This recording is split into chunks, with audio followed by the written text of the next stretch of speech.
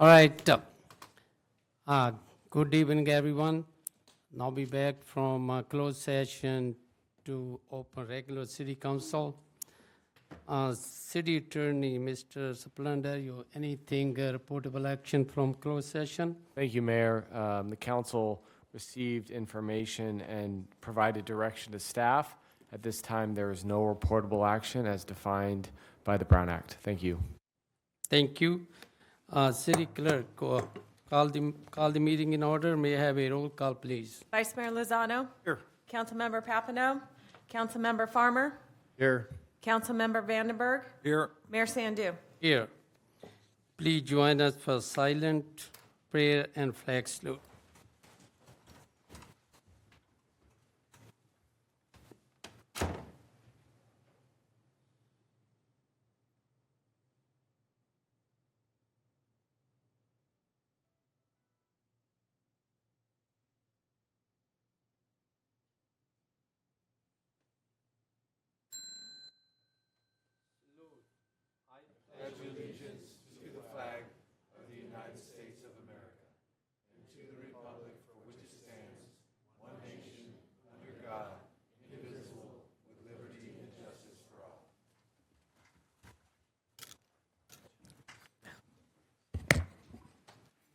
Thank you. Next agenda item, Madam Clerk, may I have a replay statement.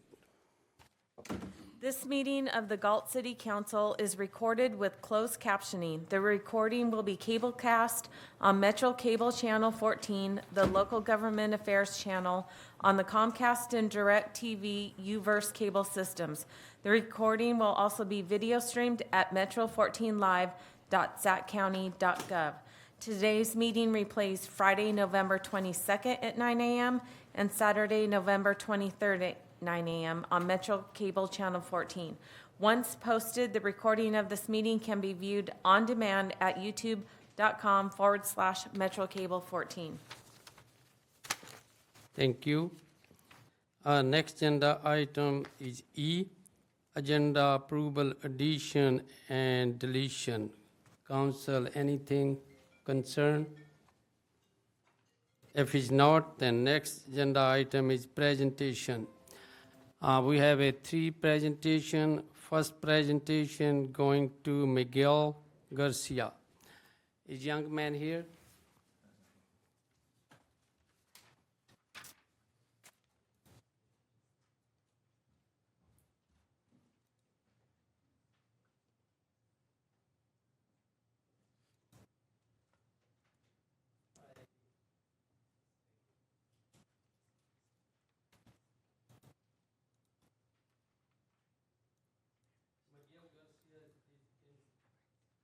In soccer start when he was a 3-year-old.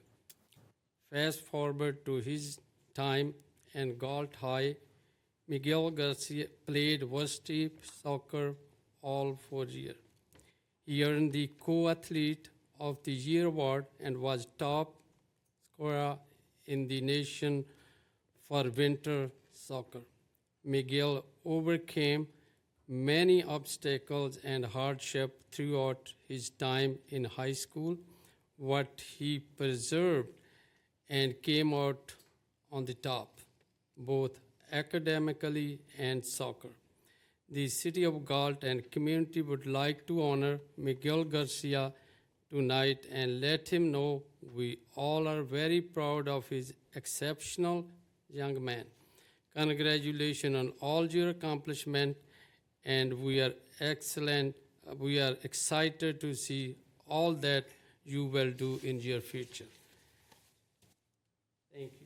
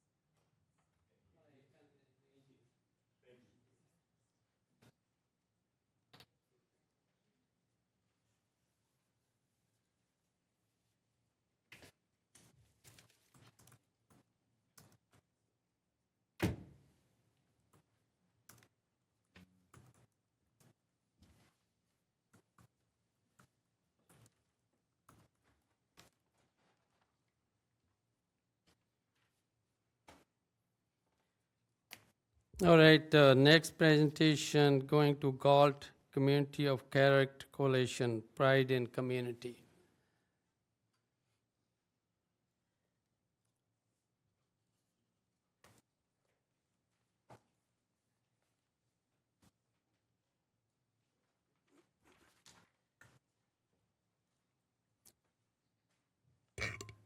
Good evening. I'm going to ask a few other members to come forward. This is a real treasure, a personal honor for all of us from the Character Coalition. And I'd actually like Rod and Bronson to come forward. Rod and Bronson Semenek are the honorees tonight for Pride in Community. I'm not sure if you guys recognize these people, but you may. If you take a walk past Harvey Park on 3rd Street, you'll see an oasis behind a fence. What was once an abandoned lot is now a beautiful community garden. The dream of former Mayor Barbara Payne has come to fruition, due in large part to the efforts of two people, Bronson and Rod Semenek, who exemplify pride in community. Rod is the architect, ensuring the structural soundness of the garden. This year, he designed and managed the installation of the complete irrigation for each garden box, a huge project that had only been imagined for years. Rod can be seen in the garden every day, volunteering, making sure everything is working. Other gardeners know if they have issues with their box to go to him, and he'll help them. Bronson, on the other hand, is the artist. You'll see a teepee and whimsical scarecrows scattered throughout the garden, alongside beautiful flowers and trees bursting with fruit throughout the year, all touched by her hand. She can be seen there just about every day, making sure things are growing as they should. Other gardeners know if they have questions to go to her, and she'll help them. In addition to their work in the Barbara Payne Community Garden, Rod and Bronson also volunteer with the Sunshine Food Pantry. Rod and Bronson use their personal truck to pick up food supplies and deliver them to senior partners' senior apartments every week. The city of Galt, we know it, they have a jewel at 402 3rd Street, the Barbara Payne Community Garden. It shines as a place for pride in our community through the hard work and tireless work of Bronson and Rod Semenek, and they are gratefully recognized here for their service with the 2024 Galt Pride in Community Award. And they were nominated by Pam Carpenter, all the gardeners, and also Carolyn Lara, who's here tonight also. So, congratulations, guys.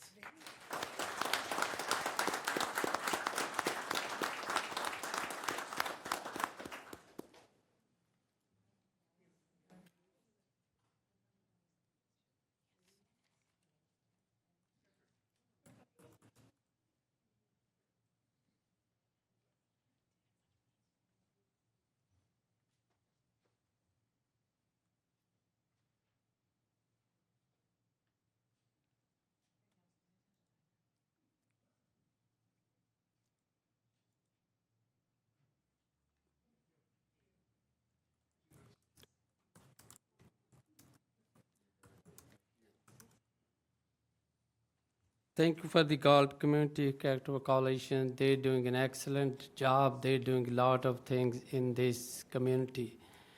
Any council member want to make any comment?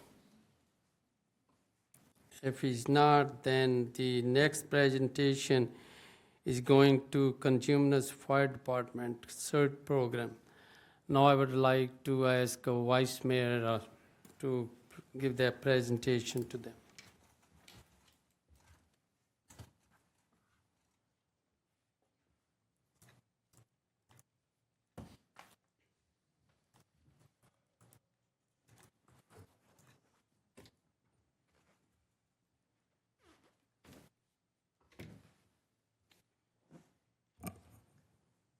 evening, community who's here, certainly CERT members who came tonight, and the fire department personnel behind me.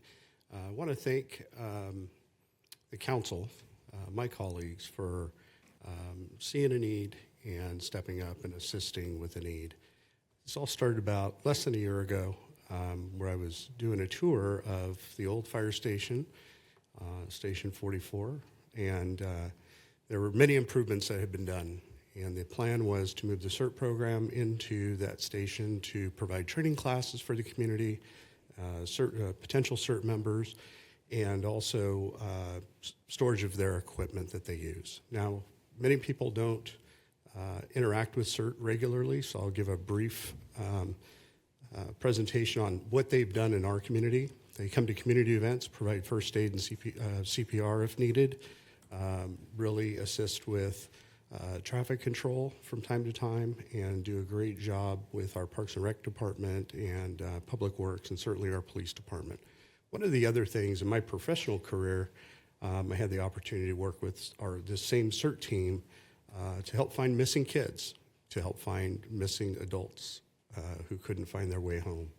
And I always used to say it's much easier to find a missing parent than it is a missing kid, right? If you have the kid, it's nice, but much easier to find the parent. But they did a great job in combing areas, searching for people, searching for evidence. Here recently, I guess not so recently, but helped the police department find handgun that they were called out to help with. So they've done a lot in our community. And how this came up was, as we were doing the tour, we got to the outside of the building, and I think this is how I remember it. So I think I said something to the effect, boy, this would sure be nice if we could paint the outside, and they said, yes, it would be. And so then there was born the idea to see if our council had the appetite to assist and provide a donation to help paint the facility. I will say and they agreed last spring, and so we were able to finally get through the process of getting the check, and we delivered the check about a month ago. But one of the things that people don't know is that the CERT program is a volunteer program, and it's to help train people to save themselves during an emergency and their neighbors, and giving them some tools about how to work in flooding and fire and things like that, so that until the emergency responders can get to them, they have a way to sustain themselves for a time. And it's greatly appreciated. Many of the CERT members are from the Galt community, not just the city, but certainly the immediate surrounding areas of the city of Galt. And so I think that was one of the reasons why they chose to put the headquarters down here and do a training out of this station down here. So I want to present a fake check, but it's got real money behind it, to the chief. Probably should introduce, and I apologize. This is Chief Felipe Rodriguez, your fire chief. Captain Robert Brower, who is the captain that oversees CERT, and then Director of the Cosumnes CSD Board, Pete Sakaris, who, by way of, many of you may recognize him. He worked down here in the city of Galt for the former Galt Fire Protection District for a long time, and now he's on the board of directors, serving in that capacity. So wanted to present the chief and everyone else that's here to accept as CERT members, if you could come forward also with this check, and then wish you well on the painting.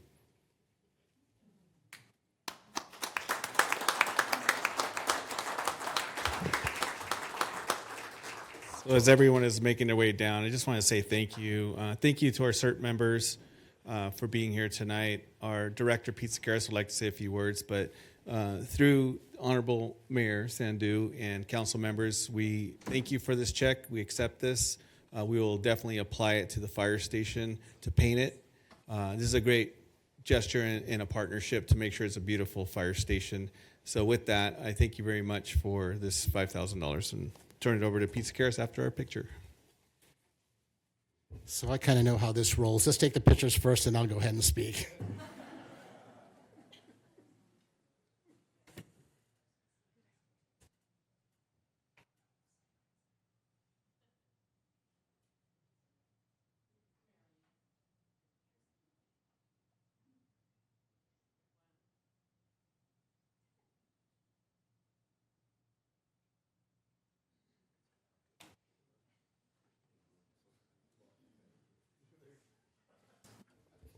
So as the chief says, everybody comes to the front. I'll talk while they're all going back to their seats.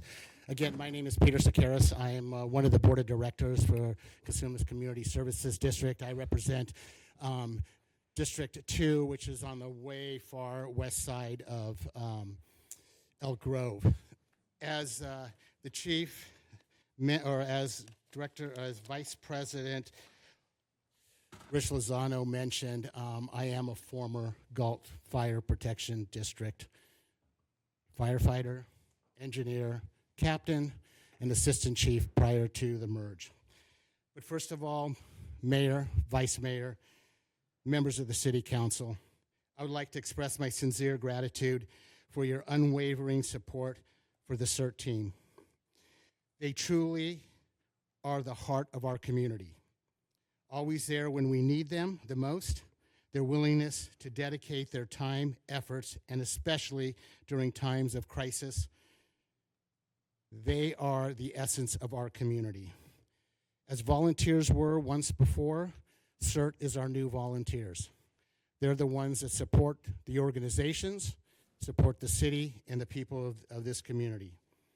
Your gracious support will go a long ways in strengthening this vital team, ensuring that they are more prepared to serve and protect our community. And, of course, make it look good. Now, on a personal note, it's kind of unique me being in front of here. 24 years ago, I was begging for $8,000 to buy monitors for a fire engine. So it's kind of interesting to see extremely new faces. But also, in 2003, is that correct, when I hired Mr. Brower, step up? Mr. Brower was hired in 2003 by a wonderful assistant chief, knowing that he will give back to his community more than they ask from him, realizing that his mission and goal in life was to ensure that somehow volunteerism would continue in both communities. So Robert, members of the CERT, thank you so much for what you do, but more so for the City Council of Galt for everything you do in support of CERT.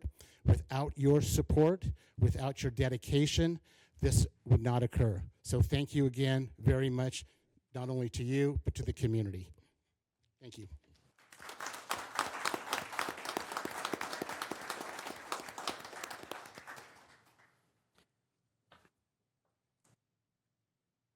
Thank you for all the consumers, fire department, and all the CERT members coming here tonight. Thank you. We are honored to come here this meeting. Thank you, everybody. Any council member want to make any comment? If it's not, then we're going to move to the next agenda item. Madam Clerk, may I have public comments, please? Under Government Code Section 54954.3, members of the public may address the City Council on non-agenda items. The public comment section is for the City Council to receive comments, except for brief responses to questions. No discussion or action may be taken on any item that is not listed on the agenda. Please limit comments to a maximum of 5 minutes. Consistent with the City Council procedural guidelines, the mayor reserves the right to shorten the time limit for speakers to ensure the efficient and timely completion of all city business on the agenda. First up, we have Ken Lee.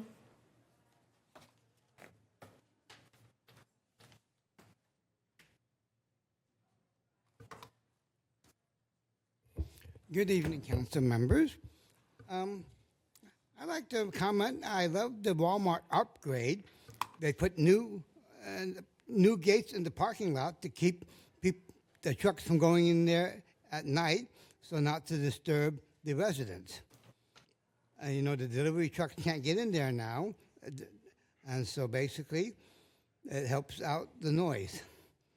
But you know, with the additional pickup on the pickup and delivery, they added many more parking spaces adjacent to the pickup doors. Customers and employees have to cross the roadway to get to their vehicles.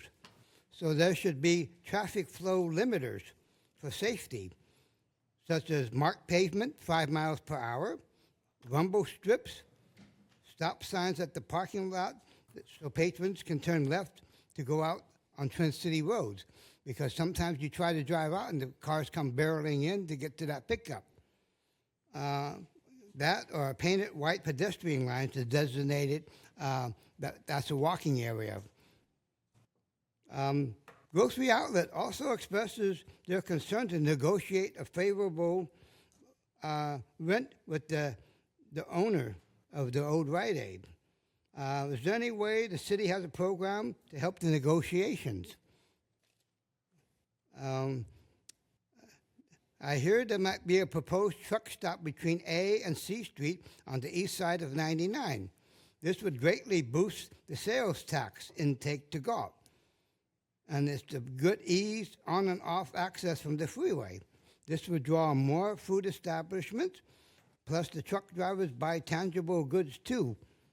But the downside is, will prostitution come to Galt because of the truck stop? Thank you. Thank you, Kenley. Belinda Ellis.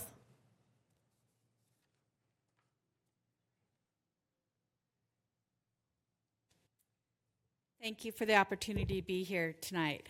I am here representing the Galt Arno Cemetery District. I don't bring horrifically bad news, so that's a good thing. I do want to give you a slight, FEMA has come through with 2 projects. It's only taken almost 2 years. There are smallest projects, but that's okay. We're moving forward. We're not moving backwards, and fingers crossed we will have water next year. But if you happen to have been by the cemetery this year and you've seen it's green, my staff has been truly amazing, and they pull hoses to make it green. And so they work very hard. But why I'm here tonight is I wanted to mention we have Wreaths Across America coming up, which is December 14th in the cemetery.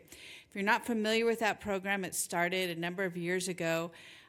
Back east in Maine, there was an abundance of wreaths, and they were taken to Arlington. Since then, we've had the honor that we were chosen as one of the Wreaths Across America cemeteries in order to have display wreaths and honor our veterans. However, this year, this is the bad news. I am behind on donations. We have, some of our donors have not come through. So I'm letting you know this, and I will leave a couple of my little flyers here. If you know any organizations or anybody that can potentially donate for us. If not, that's okay. Please come on December 14th. It's a lovely program. It's a great way to start your holiday, and thanking our veterans and letting them not be forgotten. I think it's a great thing. And I was in the cemetery once with Councilmember Farmer, and he was speaking with the Air Quality Board, and he says, when I drive by Galt on Memorial Day, I feel like it's our own little Arlington when I look out at all the crosses that are in there. And we have a great heritage, and we have a great history of veterans from the Galt area. And so I'm just asking for your support. So thank you very much. I do appreciate everything you all do.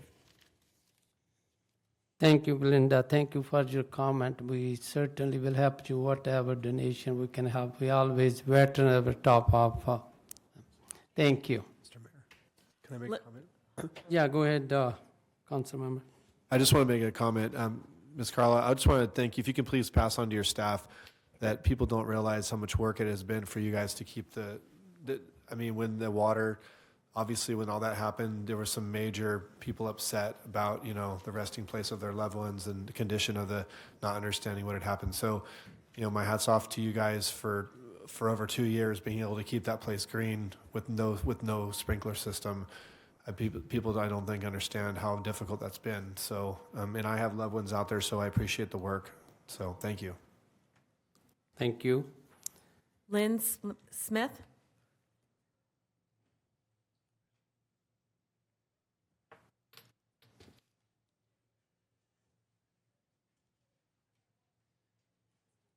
Lindsay.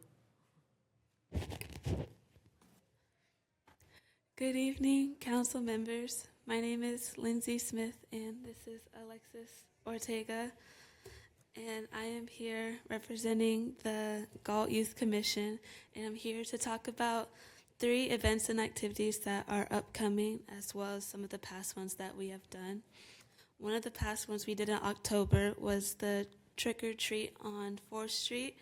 And we were able to kind of put us out there and let people know what the Galt Youth Commission is, as well as sell out all of our candy. And we all had a really great time, as well as our upcoming events. One event, March 29th, 2025, we have our A through Z dinner. And we also have a community dinner coming up on December 21st.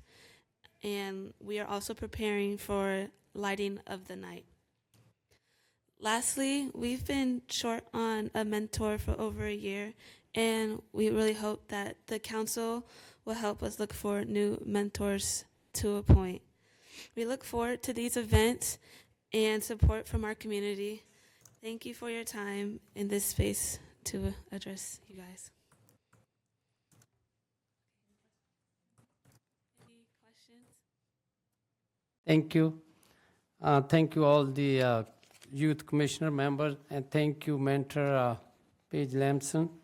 And we certainly will the new commission, then when the new council will come, I think 3 council members will be new in the next year, so we will appoint as soon as possible with the new mentor. Thank you very much. You guys doing a lot of things for the community.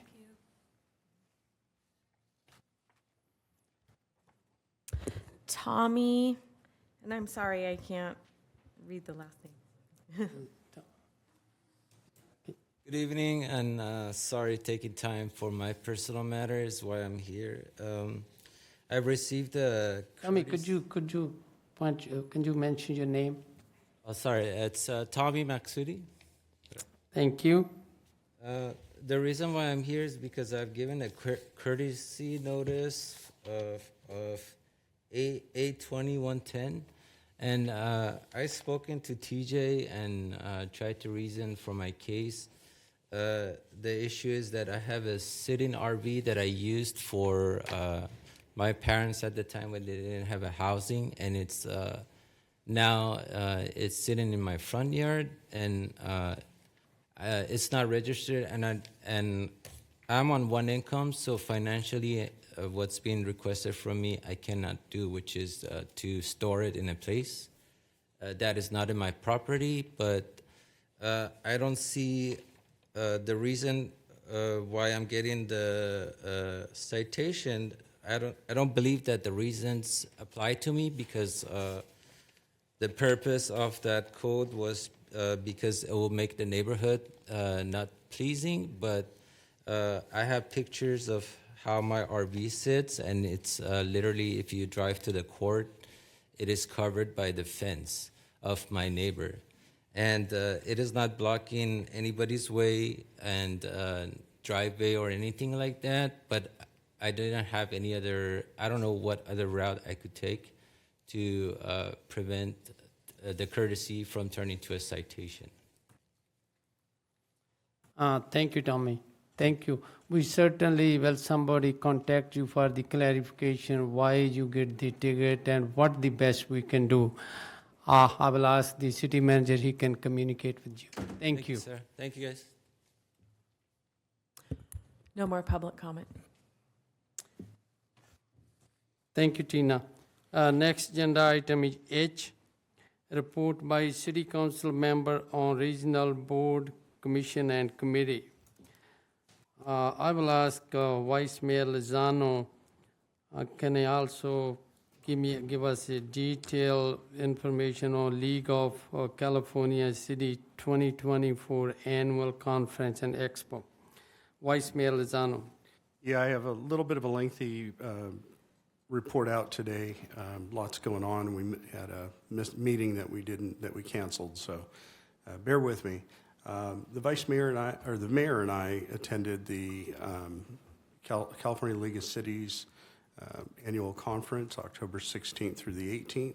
Some of the highlights were the Sacramento Valley Division membership meeting, and that was a board that I sat on, and new officers were identified and voted in. We had that Sacramento Valley Division goes all the way from Shasta County down to the southern tip, which is Galt, and all the way over Yellow County and into the foothills. And so it was a great meeting with people that we've worked with over the year, and having that conversation about issues that are plaguing each of our jurisdictions. Next was the general session, and some of the highlights there were centered around having conversations that matter and listening techniques specifically for constituents and each other. And so that was a pretty good session. We went to Navigating Homeless, and a regional partnership that's been put in place in Orange County. Many of these programs that are put in place throughout the state don't always necessarily translate to Galt, but pieces do. And so the North Orange County area has 13 cities that are involved in providing services for homelessness, whether it's support services or transitional housing. They all kind of share the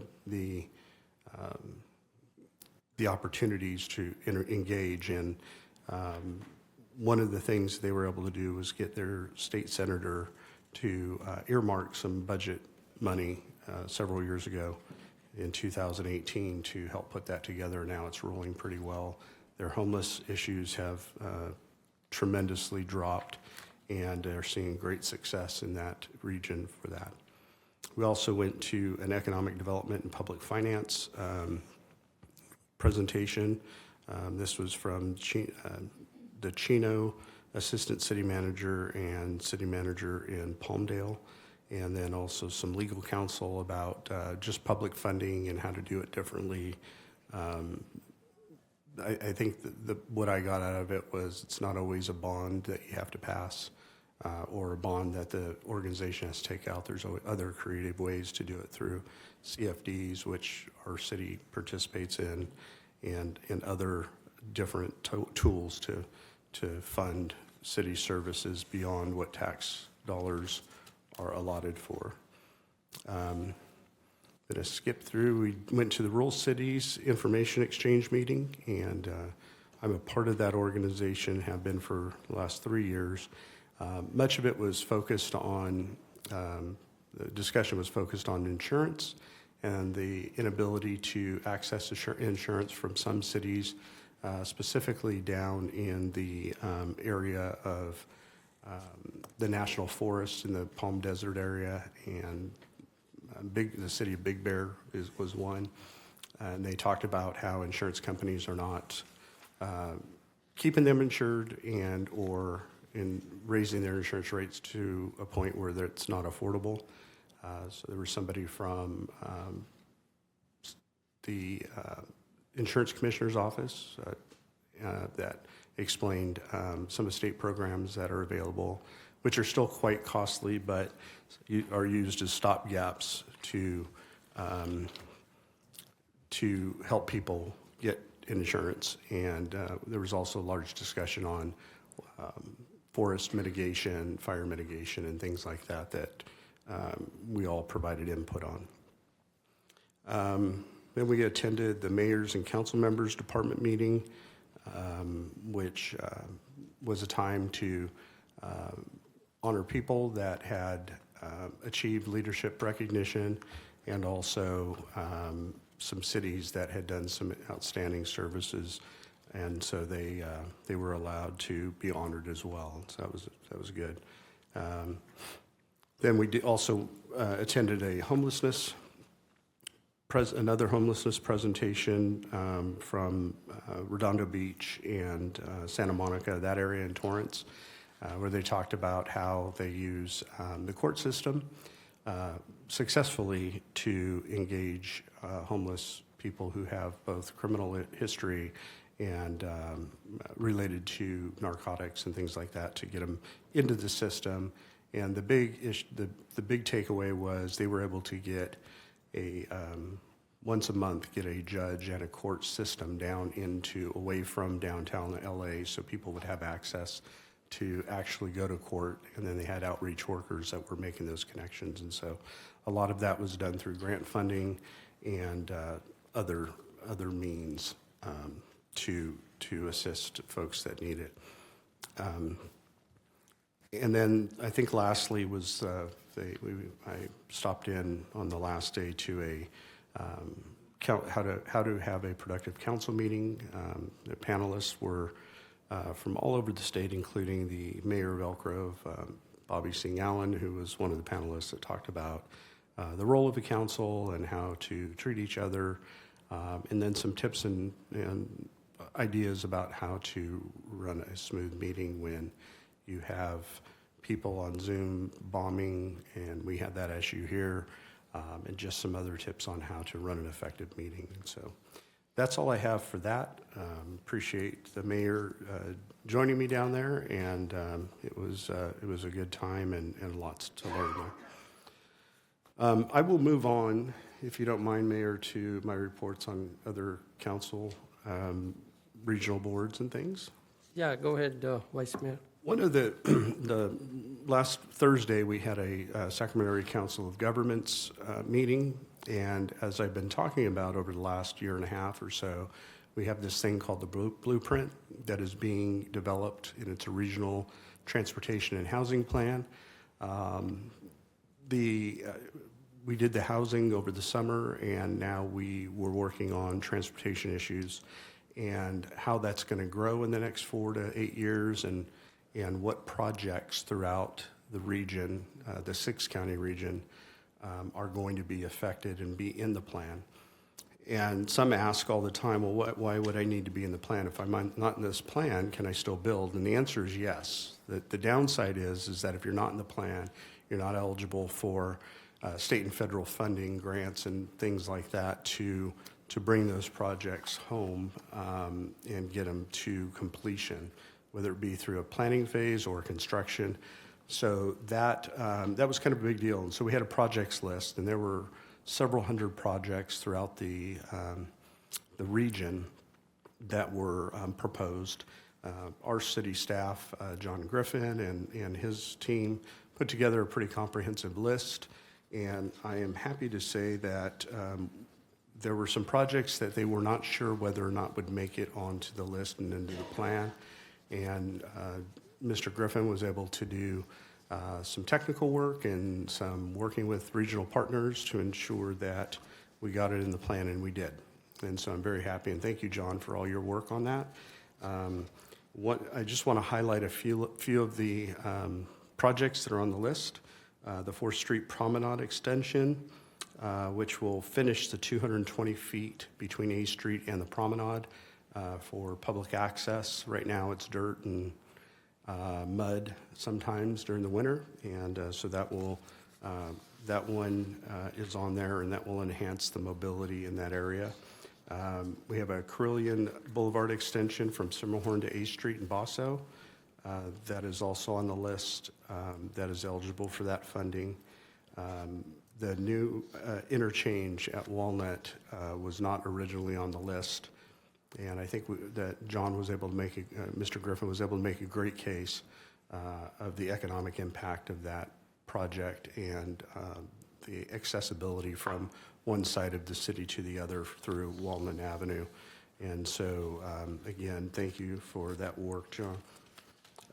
There are a couple of others, road improvements at Cost Street and the Union Pacific Railroad crossing, looking to widen 400 feet of Cost Road on each side of the railroad tracks there for travel lanes and a bike lane, and make it ADA compliant. And then some improvements on Walnut Avenue pretty much from the frontage road at East Stockton to Elk Hills, and there's some walking areas that aren't very friendly to walking, and so there's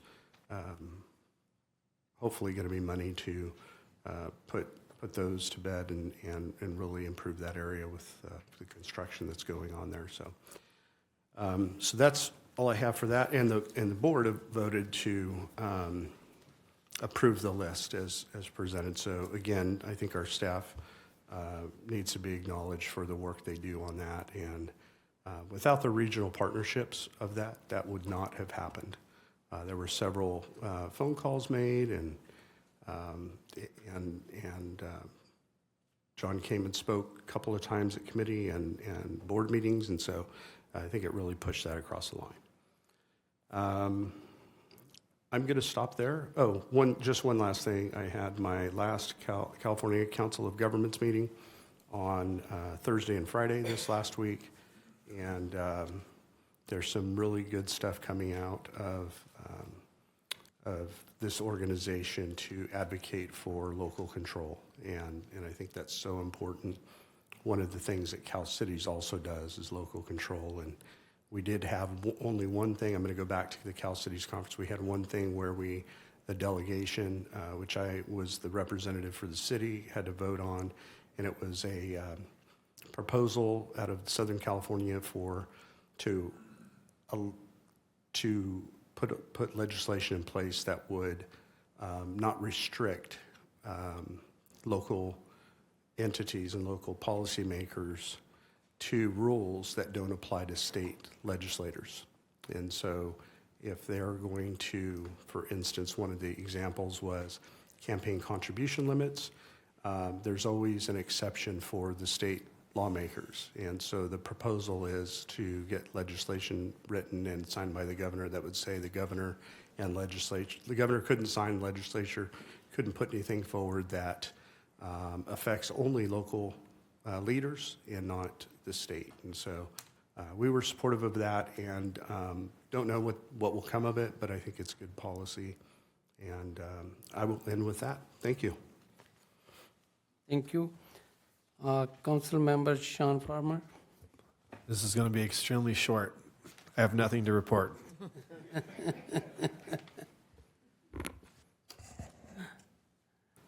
Council Member Jay Vandenberg. Thank you. I have nothing to report at this time either. Thank you. Myself, one thing I was also join the California annual conference with Vice Mayor Lozano. I believe he very explained in a very detail. I don't believe I need to add anything, but this was a good conference. There are a lot of things we learned, and a lot of learning lesson was there. And I would like to recommend when in a future new council member, they need to join this kind of conference to learn a lot of things about the homeless, lot of other things. And I also did attended the Sacramento Transportation Authority meeting. That was my last meeting, and I was recognized for the 5-year on that committee. The reason I was on the last meeting was next 2 years, that seat I was sitting, that was joined with the city of Ileton. So next 2 years, the city of Ileton, somebody be represent from there. So I would like to ask staff, they communicate with them if they need anything to be over there. Thank you. Now we can move the next agenda item. Information consent calendar. It is recommended that item 1 through 8 be acted on simultaneously unless a separate discussion and or action is requested by a council member. Any council member want to pull any item from the consent calendar? Yeah, Mr. Mayor, I'd like to pull item 3 and 4, please. Questions? 3 and 4. Yes. All right, thank you. And myself, I like to pull the item number F5. Thank you. Now I will ask the city clerk, please, if you can read item 1 through 8, except 3, 4, and 5. Receive and file warrants for period ending November 6th, 2024, minutes of the regular meeting of October 15th, 2024. Electrical facilities cost-sharing agreement with Caltrans for the Summerfield Development Project.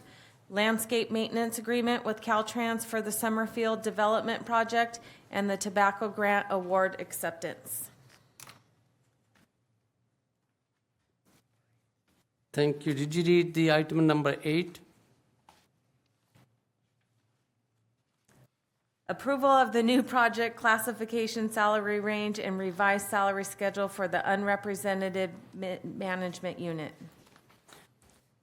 All right, I'm not gonna pull out the item number 8, but I have a few questions on item 8. It will be city manager or John Griffin? Maybe John. Go ahead. All right, the item number 8, the salary range and revised salary. Might we explain a little bit on that position, what we're doing, and are we adding any position, what we're doing on that?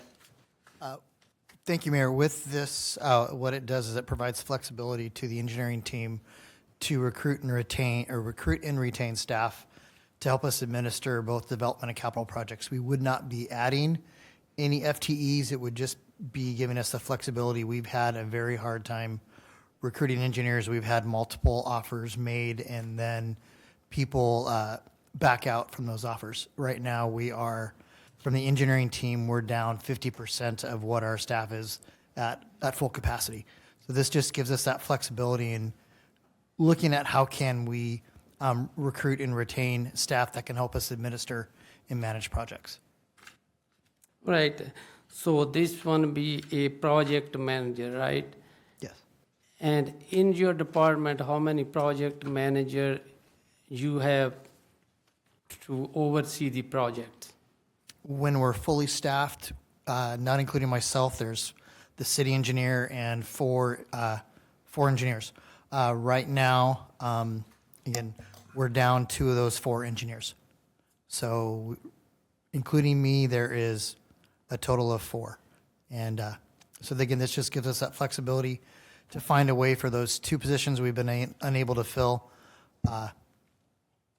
just to give that flexibility and having sufficient staff to manage and keep these projects moving forward. Right now, we're using consultants to help us, and of course, using, it's preferred to have city staff administer those projects. All right, so if we approve this project manager, so it can help to project move a little bit faster what I'm doing right now, right? Correct. All right, thank you. May I have a motion to approve the item number 1 through 8, except 3, 4, and 5? So moved. Second. Is moved by Council Member Farmer, second by Vice Mayor Lozano. Madam Clerk, may I have a roll call vote, please? Vice Mayor Lozano? Aye. Councilmember Farmer? Aye. Councilmember Vandenberg? Aye. Mayor Sandu? Aye. Motion passes by 4-0. Thank you. Next agenda item number 3 on consent calendar, authorized to execute an agreement with Pearson Truck Incorporation, the amount of $155,308 plus additional licensing fee for the purchase of 2025 MB607 MBA dump truck. Council Member Farmer. Yeah, thank you, Mr. Mayor. First, I want to thank John Griffin for coming by today and talking to me briefly about some of this items and actually answering some questions about some of the others which we are already approved. But as I told you I did have some additional questions. Reading the staff report here, and I'm reading the page 1 of the staff report regarding the purchase of the dump truck. It asks for $155,308 and it says plus additional licensing fees. And I'm going to talk about item 3 and 4 together, the 2 trucks, if you don't mind, just it can be simpler. For the second item, number 4, it talks about the the vac truck purchase, it gives the cost and it says plus additional sales tax and licensing fees. So my first question is the 155,000 only mentions licensing fees. Does that number include the sales tax, or is that going to be an addition as well?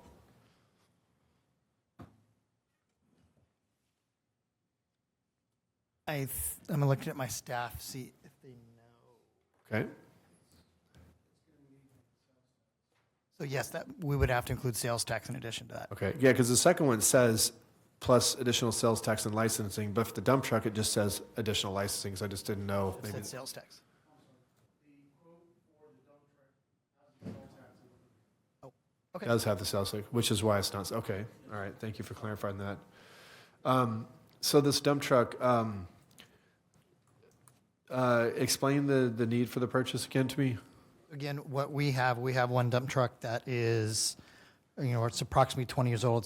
It's a Ford dump truck model year 2005, and these trucks have roughly a 20-year lifespan, and part of the need to replace, not only is it at the end of its lifespan, it no longer meets the California Air Resources Board compliance standards for emissions. So we will need to replace that piece of equipment in the very near future to be compliant with state standards. Okay. And I think too, and if this is the last year, we can purchase a truck that has diesel engines. Starting next year, any truck will with diesel engines does not meet CARB standards. So do you anticipate any sort of, for lack of a better word, ridiculous legislation that's going to come and says that you no longer can use the truck that you just bought, a couple of years, like if we buy this in a couple of years and come along and say, well, you can't no longer use that as a municipality, you're going to need to buy a new one. I mean, has there been any indication of that? We have not heard anything. Of course, that is always possible in this state. Yeah. I think I can kind of chime in here a little bit. All the legislation that's come forward regarding emissions seem to be centered around new purchase, and with the understanding that existing vehicles will remain on the road and compliant until the end of their lifespan. So, Okay. However, like Mr. Griffin said, you could never predict the unpredictable down under the dome. Yeah. All right. Thank you. Thank you, Mr. Lozano. So the next question I have, and I don't know, maybe you weren't here when we bought a bucket truck for Public Works, and I asked at that time, what were we doing with the old truck? Mm-hmm. So what are we doing with the old truck, Mr. Griffin? So we're talking about the Aquastar, or? They're talking about the dump truck. The dump truck. We currently have a dump truck now, right? Correct. It's 20 years old. I'm sure what we will do is we will try to sell it out of state for what little we can get for it. Okay. Well, I like that answer. I know I'm not saying that I need to investigate. That may be an option that we have. Yeah, if you could maybe report back to me after, one point you could look into that. Well, on the bucket truck thing, there was we were buying I don't recall, it was $140,000 for the bucket truck, and we were going to get $2,500 trade in, and I was very upset with that and then I voted against it at the time. The council did approve it, but later Mr. Selling called and said that he had actually had staff, they looked elsewhere and were able to get I don't know, it was $30,000 for the truck or something by selling it out of state or whatever. So I would appreciate any efforts to recoup any money. It's taxpayer money, so thank you. My next question would be, and it makes sense, the truck's 20 years old, I get it. So we got our life out of it. So on the vac truck, so first, thank you for answering the question that this is not the same vac truck that we bought. It's different than the one we bought in 2022, because I had remembered that. So explain the need for the second vac truck. Yes. So, Councilman Farmer, this is a great question and one we probably should have anticipated in the staff report. So the Aquastar unit we purchased in late 22 is used first and foremost in our sewer collection system. There's segments in our sewer collection system that require very frequent cleaning to remove blockages to ensure our sewer system continues to flow without backups.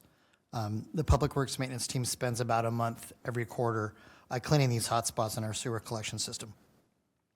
And then outside of that quarterly collection system schedule, This unit is also used for emergency response for sewer blockages and also other planned public works maintenance projects. On average, outside of that quarterly cleaning schedule, the existing Aquastar is used, about 3 days a week. Such uses are not include, but are not limited to cleaning of the sewer mains prior to countering, hydro excavation for projects, and also ensuring complete sewer collection system cleaning as part of our SSMP that's required by the state. So that's what we use the existing Aquastar unit that we purchased in late 2022. So this one that's before you tonight is a second unit, and it will be dedicated primarily to the maintenance of our storm drainage collection system and our water distribution system. Because those are two separate systems, we need to ensure there's no cross-contamination. And again, as I mentioned before, on average, outside that cleaning schedule, the existing Aquastar's available, roughly no more than 2 days a week. And that second, so prior to using the existing Aquastar unit in any preventive maintenance or emergency activities in our storm drainage system, we have to go through an extensive cleaning and decontamination disinfection effort to use it in the drainage system. And anytime a piece of equipment is used in response to a sewer emergency, we have to disinfect it, and that's a very lengthy process. It takes several hours of staff time to clean with staff. So with this second piece of equipment, it allows for proper maintenance of our storm drainage system so that we can clean the drain inlets, the laterals, the main lines, and drain outlets. Allows us to ensure that there's no sewer contamination from the sewer system to the drainage system. And again, just without the second piece of equipment, we do not have the ability to properly maintain our drainage system. Okay, and you mentioned... And I'm sorry, one more thing too. This just also allows for some redundancy if we ever need to take, the 2022 Aquastar unit offline for any preventative maintenance or repair. We that just gives us that flexibility. Again, it's really looking at as we continue to grow and how much we use that first Aquastar unit. We really need that second unit to allow us to properly maintain the storm drainage system.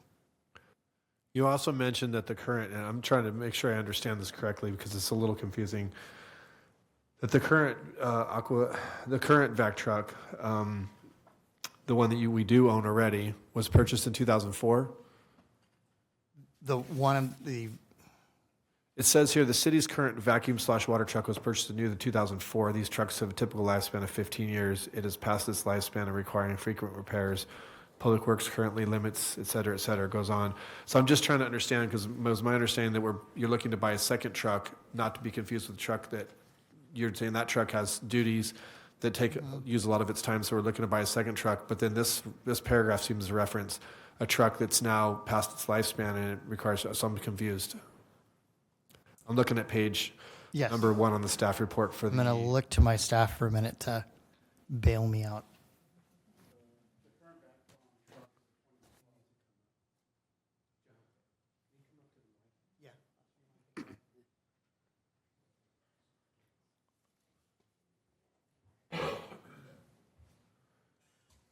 Just to why he's coming up, it says, to finish that paragraph at the bottom, it says, please note that this vacuum truck is not to be confused with the city's previous sewer jetting truck known as the Hot Shot, which was taken out of compliance in 2022 and since replaced.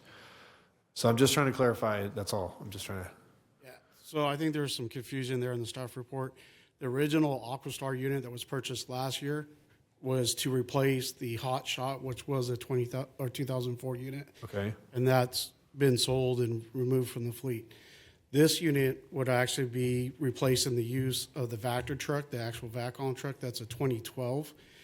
It will be somewhat semi-retired. It will be used in utilities to be dedicated to the wastewater plant and the sewer lift stations.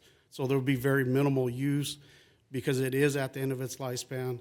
It's not a true collection cleaning piece of equipment. The Aquastar is a recycling unit where we can quickly react and we can stay in the field basically for the 8 to 10 hours out there cleaning and addressing the issues needed. So there is a big need for this. I'm sorry for the staff report error. It is a 2012 unit. No worries, just trying to clarify. So Okay, so to understand, so we replaced the vac truck, we replaced that in '22, so we have that, and now we're looking to supplement that with the additional truck for the reasons that John explained, right? Correct. Okay, so it says the cost is $741,000. We had originally budgeted $885,000 back this last June. In our budget, we budgeted $885,000, so it's under. But it does mention through some kind of cost savings measure or cooperative purchasing agreement or something. I'm looking for that page. It says that we're going to save $80,000 on that. Can you explain what exactly that means? So does that mean that the $741 that you're asking to purchase this truck, does the $80,000 come off that, or is that after the $80,000 was pulled off? So, great question. So instead of purchasing a brand new unit, which we estimated at the time earlier this year would be around $885,000 with tax and licensing and everything included, this unit that we currently have is a 2023 unit. It's a demonstration model that was slightly used, and it was offered us to a great discount, and where we're going to have a savings of $80,000 versus what we had budgeted. Gotcha. So with that savings, so we're basically buying the 23 model at $741,000 compared to the $880,000, which we thought we were going to spend. Okay, makes sense. All right, and these funds are coming from sewer, utility. Which fund is this? It's all enterprise funds. Enterprise funds. Okay. And I think streets also 002. Yep. Enterprise and streets. You probably don't have this, but and I just for future though, for me it would be helpful. First of all, I thank you I like the fact that you're looking at a truck that's a year, because if you can save some money, that's great. Just for future though, if the staff reports could include the total cost, maybe even if it's a rough, because it says plus sales tax and fees. So I'm looking at 740. If you're buying something for 741,000, I can imagine what the sales tax and the licensing fees are going to be at. So I'd just like to know kind of what the ballpark total figures be that we're approving, instead of just saying, well, it's going to be this plus, because that's going to be a huge number, I'm sure. So just for future, if you guys can include those, if you can try to calculate what the sales tax would be and possibly the fees, if you don't know exactly, but just give us a rough, would be helpful. Yes, sir. So, all right, thank you for answering the questions. I think that's all I have, John. Thanks. Thank you guys for your support. Council Member Farmer, do you want to include on the item number 4 if any questions? So That was part of 4 and 3 together. That was both of them, yeah. So you clear on number Yep. 3 and 4? Yep. All right, any council member, any question on item number 3 and 4? Any public comment on item number 3 and 4? Thank you. May I have motion to approve item number 3 and 4? So moved.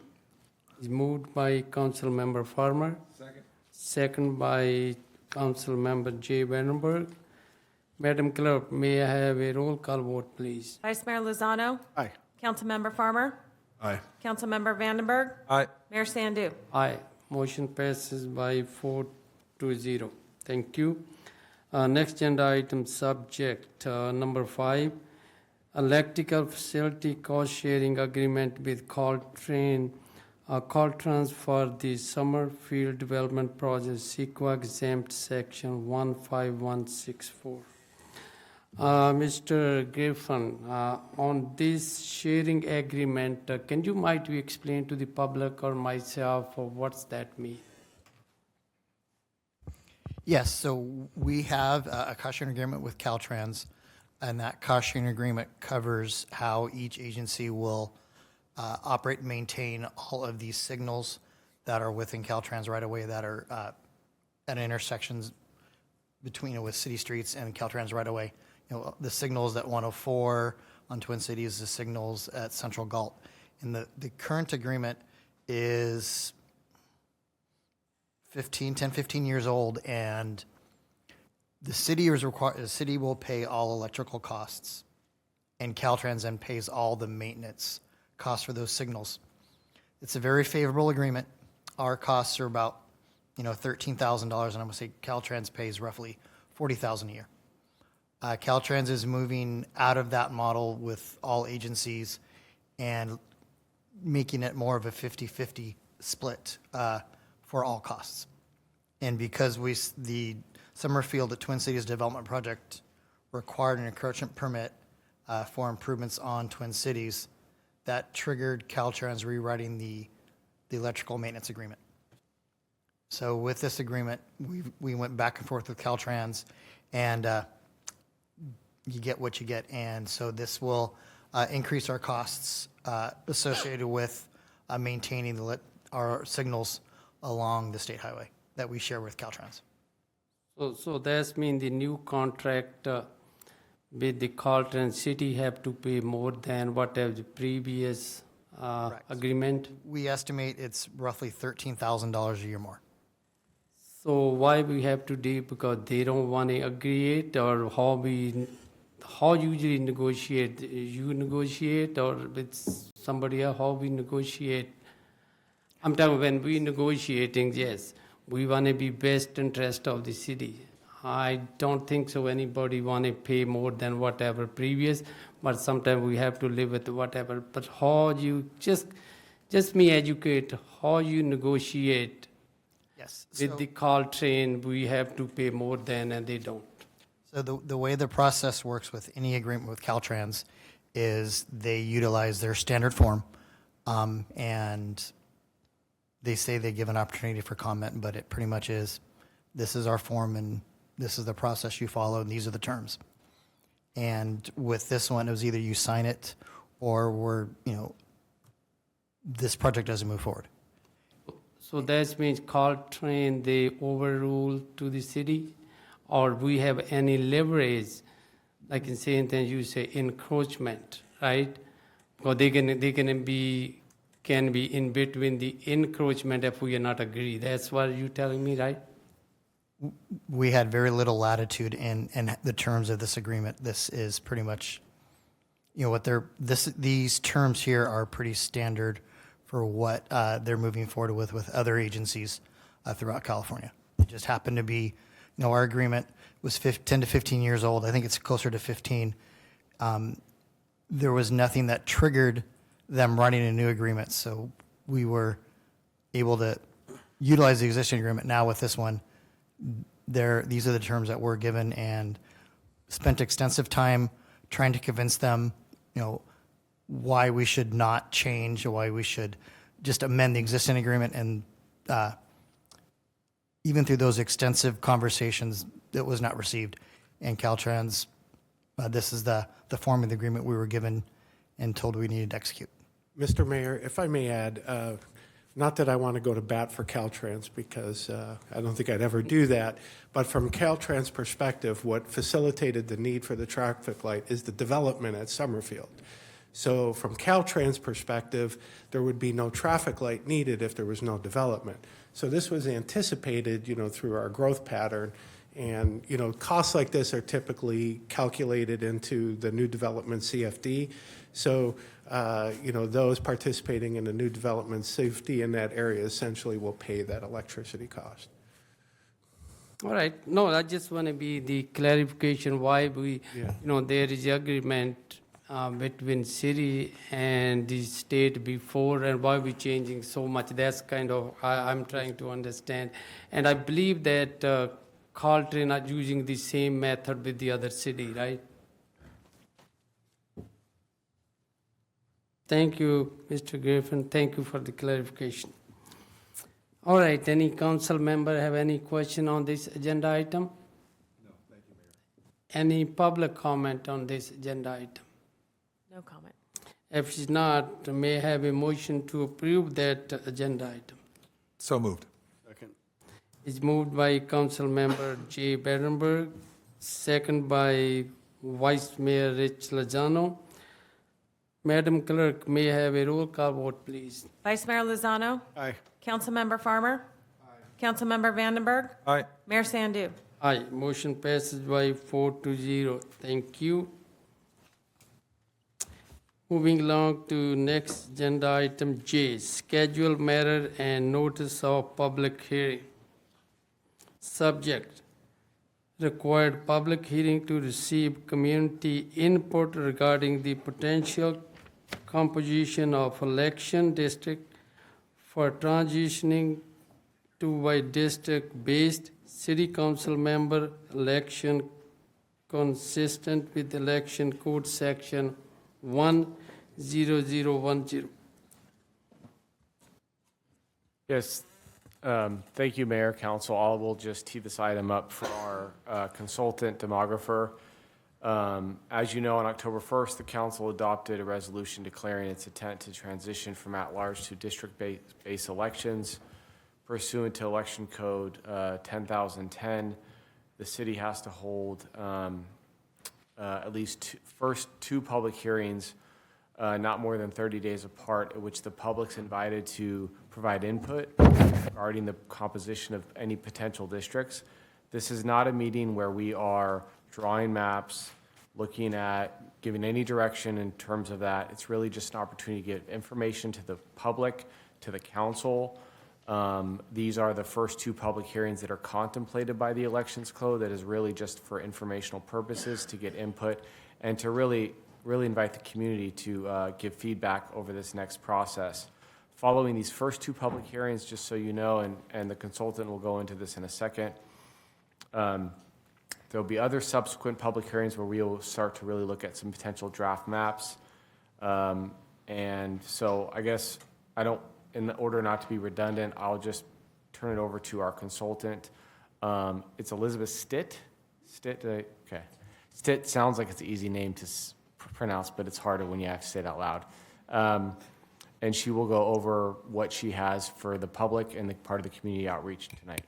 Great, thank you. And you would be surprised, STIT is complicated for a lot of people. Good evening, Mayor, council members, and staff. As your legal counsel said, this is the first of 5 meetings, with the first 2 being educational. So we won't get into maps until the 3rd meeting. So the purpose of tonight really is to make sure, let's see if this is on.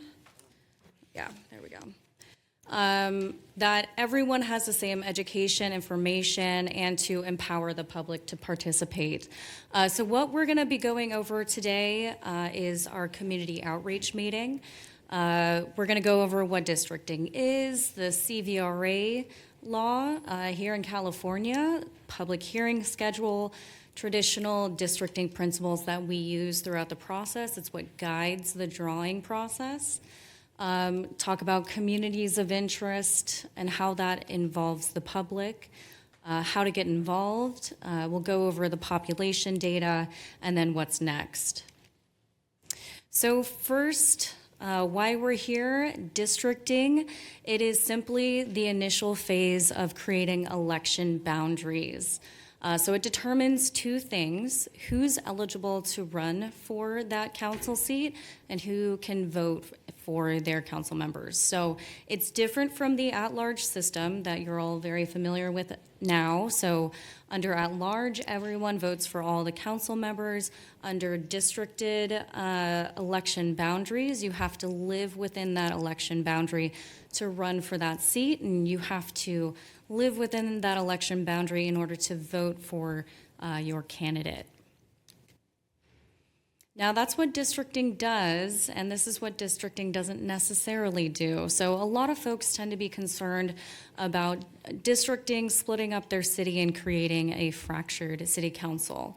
That's more of a cultural issue, and the city council can still govern citywide, create, implement things that are citywide. It doesn't have to be only their boundaries.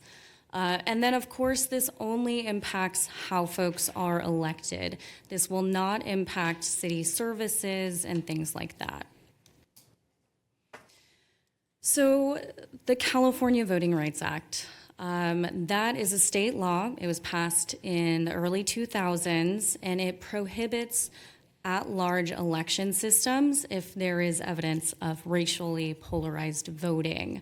And again, at-large is defined as anything other than a system in which an elected official lives in a district and is only elected by members of that district. So it's what we went over earlier. And then racially polarized voting is defined as differences in voting patterns which can be shown to be correlated to race, religion, national origin, and other membership in another protected class. And importantly, under the CVRA, there are, I guess the teeth in the law really is when lawyers send a letter to a city requesting they transition into at-large election or by-district elections from at-large. But those fees are capped so long as we follow the CVRA and the safe harbor provisions. So that's what we're going to be doing. And some of those safe harbor provisions include the 5-meeting structure. Again, first 2 are educational, next 3 are devoted to maps, and it must be completed within 90 days. So even though this map won't be implemented until the 2026 election, we still have to get it done in 90 days. Here is the initial public hearing schedule. So obviously tonight is the first one. December 17th will be the next, and then January 21st is the first map hearing. And the December 17th meeting will be a more in-depth meeting where you'll be able to ask all of your questions, and Paul Mitchell, the owner of the Redistricting Partners, he'll be presenting and getting into the weeds of the laws and the process. So it's more in depth. So public hearing schedule, as we mentioned, first 2 devoted to education. Importantly, during the 3rd, 4th, and 5th hearings, any maps that we consider and that we discuss in a meeting needs to be posted 7 days in advance, so the public will have ample time to view those maps and let you all know how they feel about it. Getting into the districting criteria, these come from the Fair Maps Act. It's a state law, and it's based on good practices that have been used throughout the country for redistrictings. The first, and this is a ranked list, so we have to follow it by which comes first. First priority is each election district needs to be relatively equal in size, and we have a 10% total deviation that we're allowed to have, and we're grateful for that. Congress only has a deviation of 1 person, which is really difficult to draw. With this 10% deviation, it allows us to keep together more communities and neighborhoods and things like that. The map needs to be contiguous, so election districts need to be whole pieces, and we're not going from one part of the city to the southern part of the city and saying that's District 1. You do have an island up north. That's just going to be joined to the closest area, and I'll get more into that in a moment. To give you an idea of what I mean by it needs to be a whole piece, you'll see in this example that D district, that has a piece to the north that is not touching the rest of D. So that would need to be touching in order for that to be considered contiguous. So this would be non-contiguous. Here's an example of a different version of continuity or contiguity. So there's literal contiguity, which this is an example of what it's not. And then there's travel or functional contiguity. So this is the city of Davis. You'll see that highlight in the middle. That is a railroad, and that prevents people from being able to cross over that boundary. So in order to ensure that this is contiguous traveling, they used that as a boundary. That leads us into the next one. So lines really should be easy to understand. When a person looks at it from the public, they should have an understanding why that was used as a boundary. And then keeping districts compact. So this is really where we're looking for circles and squares and not ribbons that go through different neighborhoods. And I'll give you an example of that. It's a little difficult to see, but hopefully it's easier to read. And for folks watching online, this is available on the website. So you'll be able to download the presentation there. But the first on the left, that map was drawn before the Fair Maps Act was created. So they didn't have these rules to follow. And what you see is four different districts that go through the entire city. So it splits different neighborhoods, and that actually encouraged the city to create a independent redistricting commission. So when they came back and redistricted post Fair Maps, they created a much more compact election district system. So you can see it's very different. And then getting into maintaining communities of interest. It is the third on the list, and it's really where the public comes to shine. We're looking to get information from the public about their communities so we don't inadvertently split them up. It's important. So definition, real fast, communities of interest. It's a group of like-minded people who share common policy concerns and live in close proximity to each other. So think of things like neighborhoods, school zone areas, things like that. Common characteristics include shared socioeconomic characteristics, shared histories, environment, housing. Homeowners and renters are often a really common community of interest. And we like to look at them as building blocks of districts. So as I'm sure you all are very familiar with the idea that you're stronger when you're voting with your community, you're able to advocate better when you're able to advocate with your community. So the goal is to keep together your community as much as possible. And of course, the Federal Voting Rights Act does recognize communities of interest in the sense that there are Latinos, Asian Americans, African Americans who can be considered a community of interest. But I do want to caveat that while communities, these communities, I'm going to start that over. While communities of interest may include race, it cannot be the predominant factor when drawing unless there's a Section 2 noncompliance issue under the Federal Voting Rights Act.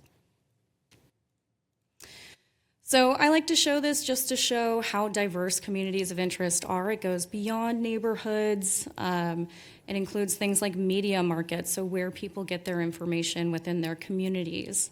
Obviously, neighborhoods, languages spoken is a very common community of interest. And when you think about communities of interest, think about how you're impacted by the city council's policies as well. So somebody in a community where they predominantly speak something like Spanish, they're going to require different services or needs from the city council.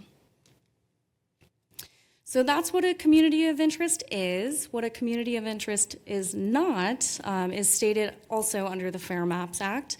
It does prohibit these three groups from being considered a community of interest, and that includes political party affiliation, incumbents, and political candidates. And that's there to prevent partisan gerrymandering or incumbent gerrymandering. And then the next part, that's not prohibited, it's just pretty much impossible to draw. So a group of similarly minded people who do not share a geographic location. So remember, we're trying to keep communities together so they're better able to advocate for themselves. And if they're, spread throughout the entire city, it's pretty hard to keep that in one election district. So when people are getting ready to give their testimony, and I'll tell everyone how to give their own testimony, there are three questions we like to prep people with. That first one is, does your community have a shared culture, characteristic, or bond? So what makes you unique compared to your surrounding areas, and why should you be kept together? And then is your community geographic in nature? Can it be mapped? So us as demographers, we're looking for specific street boundaries, landmarks, something that'll let us know where your community is. And then how would you describe your community's relationship with the city council and the policies that are being implemented? So there are numerous ways to get involved. Of course, there's already the website that's set up, and I'll show you guys the website in the end. There is a community of interest form that is incredibly helpful for us to hear from the public regarding.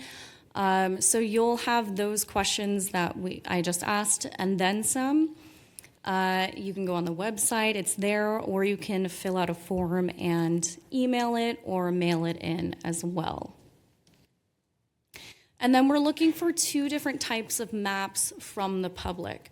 So one map, it documents your community of interest, and then another map where you're able to draw 1 to 5 election districts. So some people just want to draw an election district in their area and send that in, and we'll absolutely include that in the in consideration.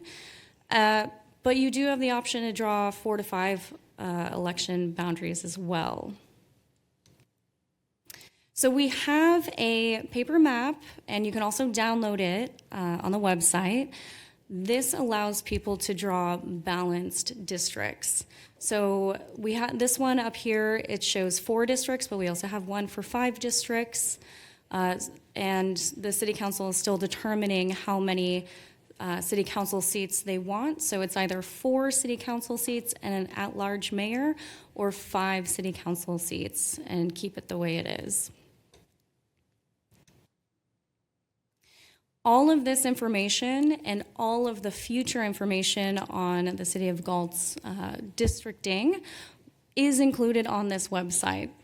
And that'll include things like draft maps, public testimony, the calendar. All of that information is located here. And of course, if you want to provide testimony via email, you can always email districts@cityofgalt.org. So there are 3 ways of giving testimony. You can come to these public meetings, give testimony that way. You can email your testimony, or you can send in maps. Now let's get into the census data information. It's a little hard to read, but you have a city population of over 25,000 people. When you break that down into a district, so if we have 4 districts, it's going to be 6,426 people per district. And when we balance the population, we're looking at the 2020 census data. So even though it's the end of 2024, we're still obligated to use the 2020 census data by law. If you guys were districting in 2029, we would still have to use the 2020 census data. So that top portion, the 2020 census data, you're going to get that for every map you see, and you're also going to get the citizen voting age population data as well.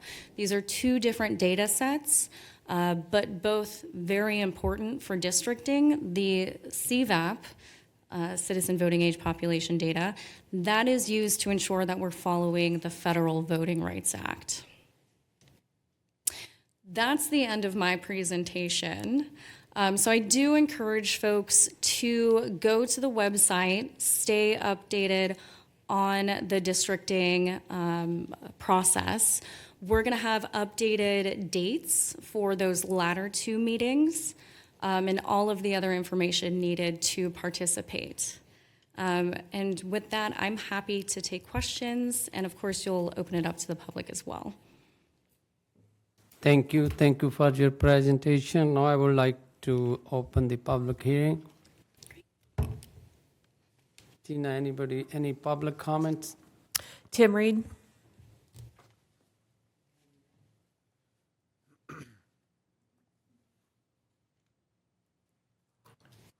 Good evening, everybody. Tim Reed. As you guys know, I was up here last time we talked about this, and I was against it then, and I'm still against it now. I provided the city clerk with a 14-page, it's actually a letter to the chief counsel, but I asked her if she could share it with everybody. And it goes over several things that have to do with this, right? I did a lot of late night research and things. There's several different sections, and I'm not going to go over everything that was in the paper. I'll just hit the bullet points, and then I ask you guys to read it when you can. It covers the Galt demographics, which she did a great job of doing on there. The second one is the evidence of minority representation. Then it goes on to the absence of racially polarized voting. The next section is the geographic dispersion and minority populations. Then it compares us to, I think it's 4 other cities that went through the exact same thing and shows the differences that we had with each one of those. And then some financial considerations on what the different things could cost us. And then it has a summary at the end. So I could talk up here for my whole 5 minutes, but I wouldn't even cover half the things that were in there. I asked, please read it. Take that into consideration. Like I said, I'm still against it, and I don't think we should be doing it because we're not representing the people of Galt the best way that we could when not every year, every single one of them have an opportunity to give their input to the city. And that's giving the people of our small city a disservice as opposed to cities like Santa Monica that have way more people than us and populations that are concentrated in certain areas, not like Galt. So I'm just going to leave it at that. Read it, please, and then have a good day. Thank you. Thank you, Tim Reed, for your comment. Thank you. Any other public comment? No more public comment. All right, there is no more public comment. Then I'm going to bring back to the council. Council, any comment on this agenda item? I'll start off. First reference to Tim. I think every one of us completely agree with you, Tim. And I don't think that the person who, is forcing us to do this really cares about what the data is or whatever. So it would be, and to those of you, the public, that this is the first time you're hearing about this. I mean, basically for us to fight this would cost, millions of dollars to fight it if we were successful. And I don't know that would be a wise use of funds and that the community would support that. Anyways, I'm sure that'll get talked about more as we move along through this process. But I had some questions for you, Miss. And I'm not going to even try to pronounce your last name, so I apologize. Can I just call you by your first name? You can. It's Liz. Liz. Liz. Thank you, Liz. So I was reading through this packet here, and it talks about using, it says people, not citizens. Can you explain what that term means? It means, so when the U.S. Census counts the public, they count more than just citizens. So it includes everyone who lives in the area. Okay. So one thing that popped in my mind was that if we do this by census data, if we say, okay, we roughly have to have 5 districts that are 6,400 people, or roughly, right? What I think you're going to find is that, we only have like 12,000 registered voters in Galt.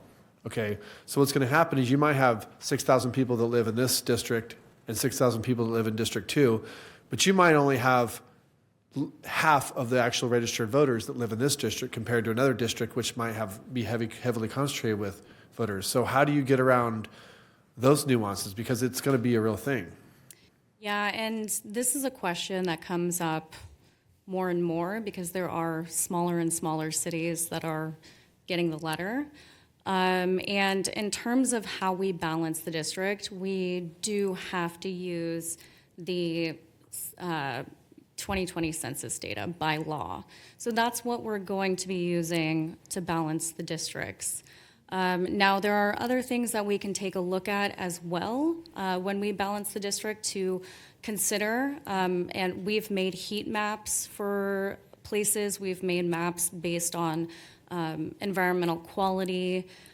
So there are other factors that you can use when balancing, and you do have that 10% total deviation. So if you want to underpopulate an area because you think that there are perhaps more voters there and overpopulate in a different area, you'll have that ability. Hopefully that answers your question, but we really are stuck using the 2020 census. Yeah, and then my next question is going to be,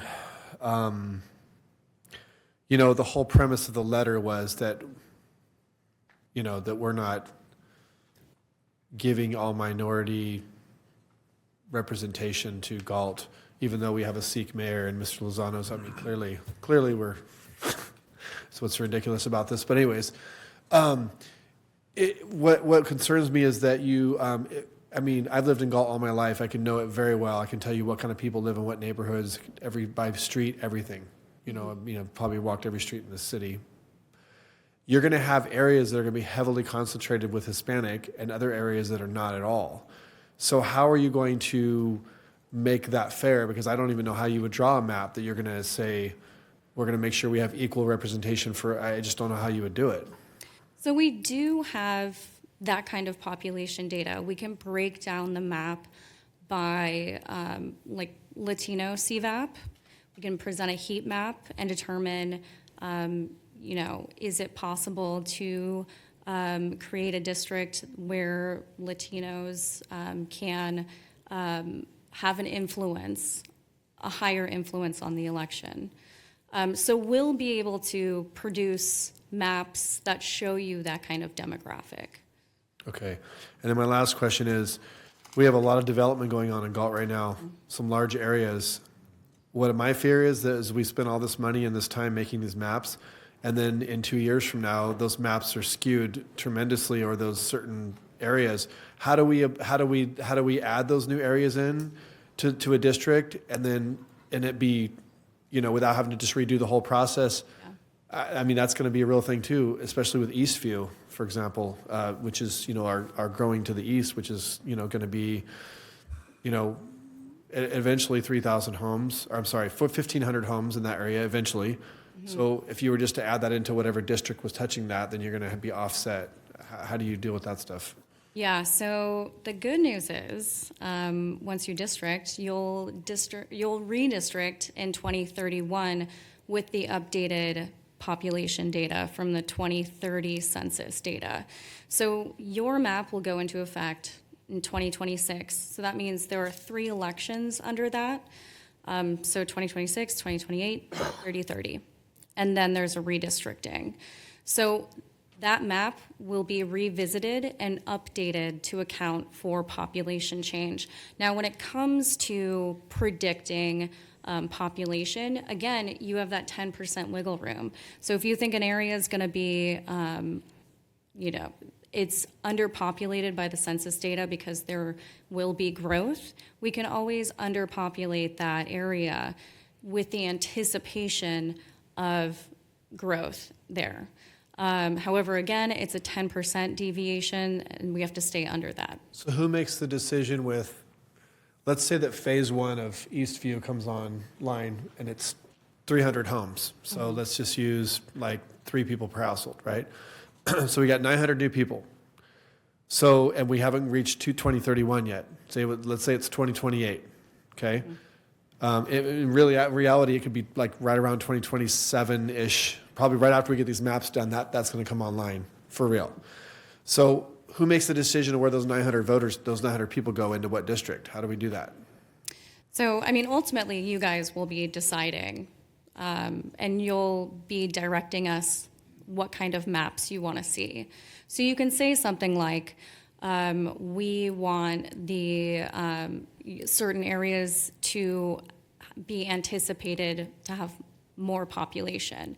Can you draw a map that underpopulates a certain area to anticipate that growth? Yeah, and I think I'll just add that that's the best you can do until you get the new census data in 2030.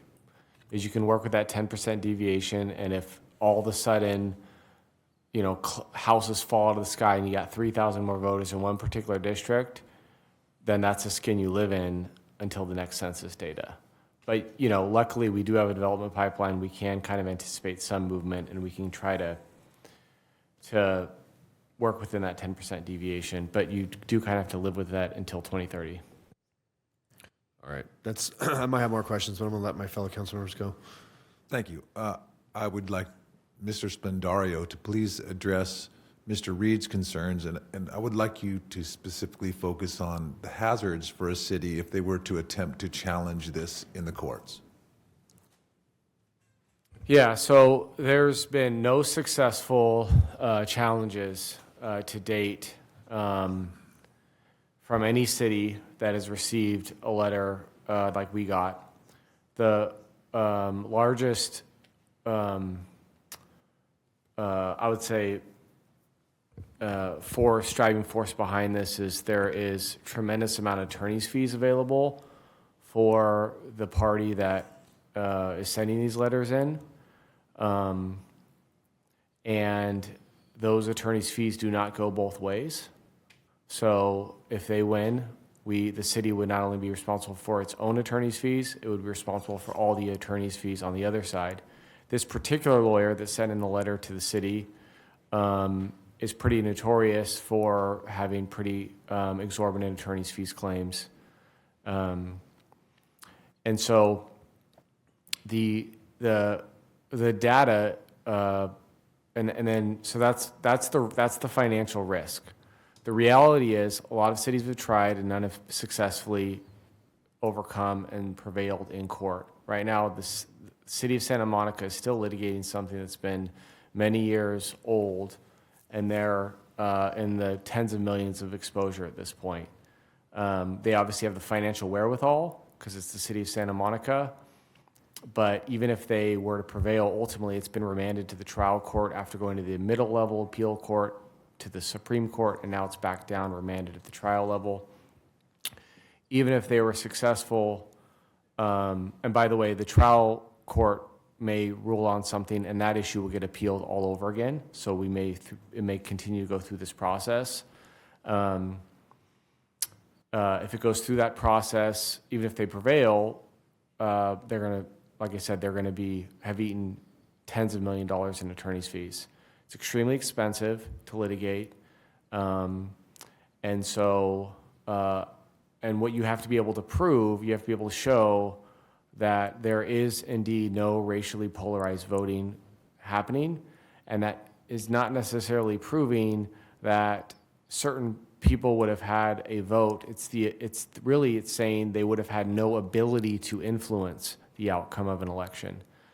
And so if the city is able to show that if you can draw a district that has, for example, a majority-minority district, so let's say a majority district of Latinos, and yet we don't district that way, that's going to be prima facie evidence that the city is not allowing that ability to allow that demographic to influence. And I think that, you know, based upon our population demographic data, that is something that is potentially challenging here. Now, that is not to say, these are all legal positions. That's not to say that I personally agree with the political theory behind it. That's not to say that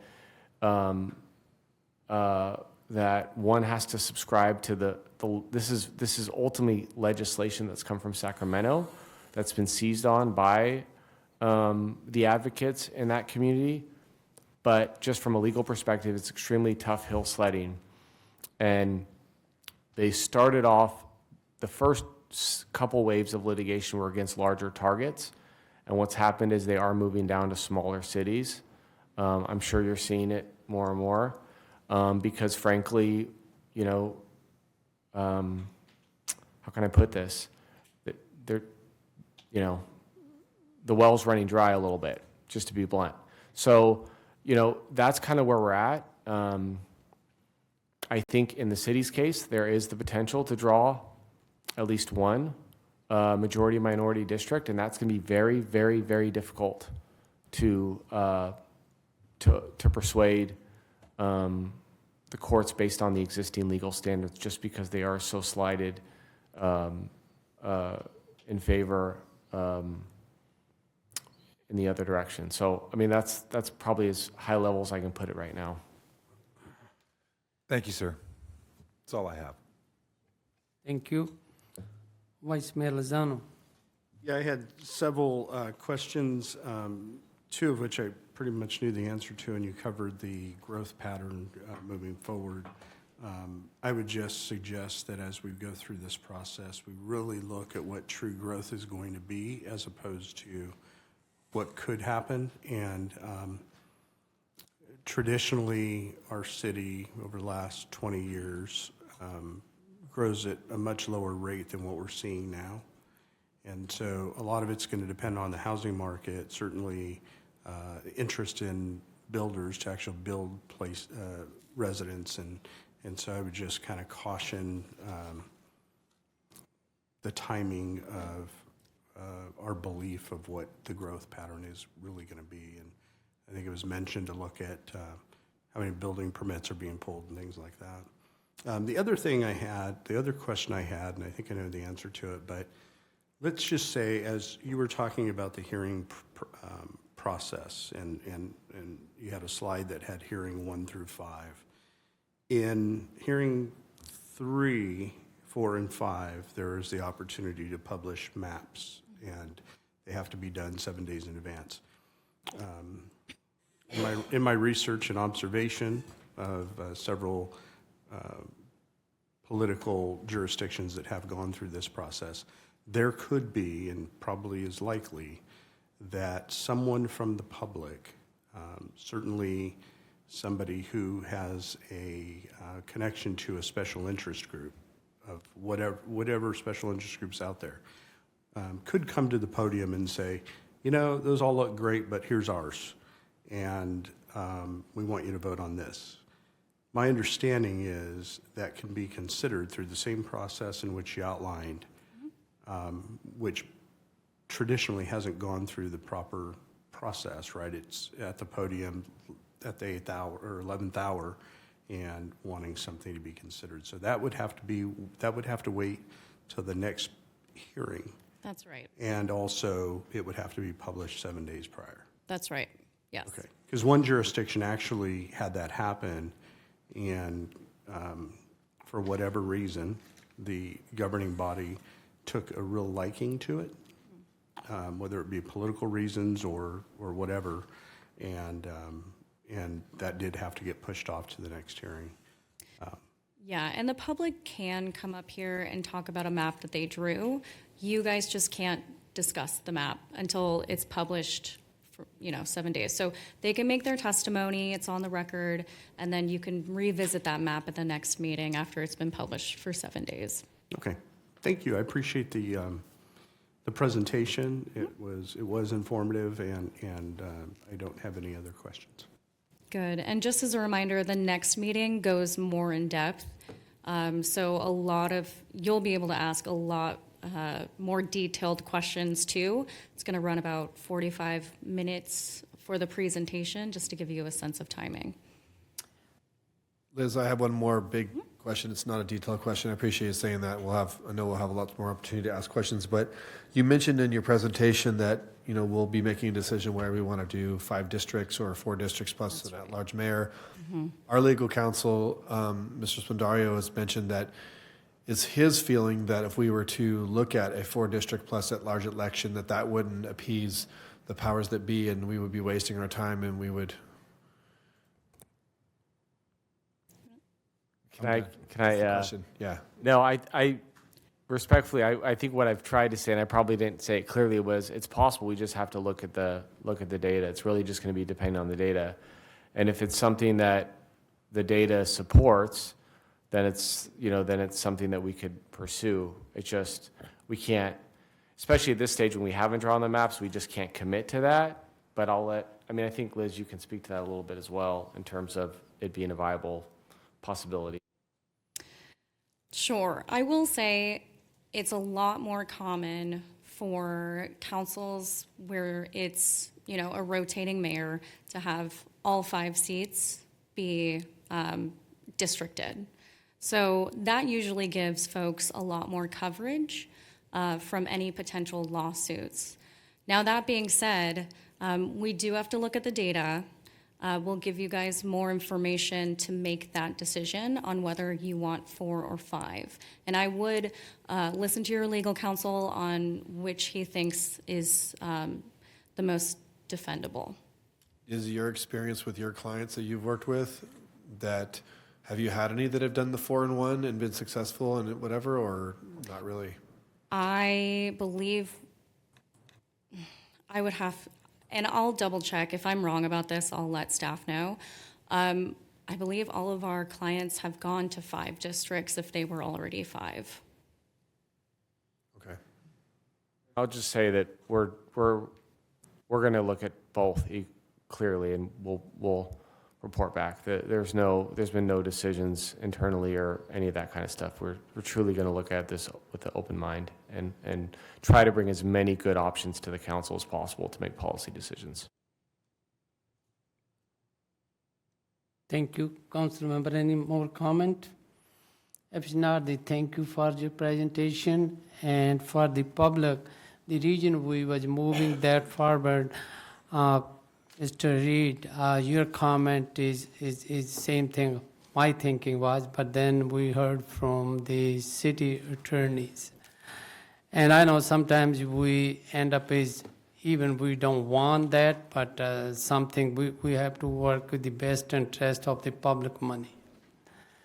So we need to be I think we have a 3-4 meeting for this process. We certainly will, whatever the public wants, we can move. I think every council member wants whatever public will let us to direct us, and we will make a decision, final decision from that.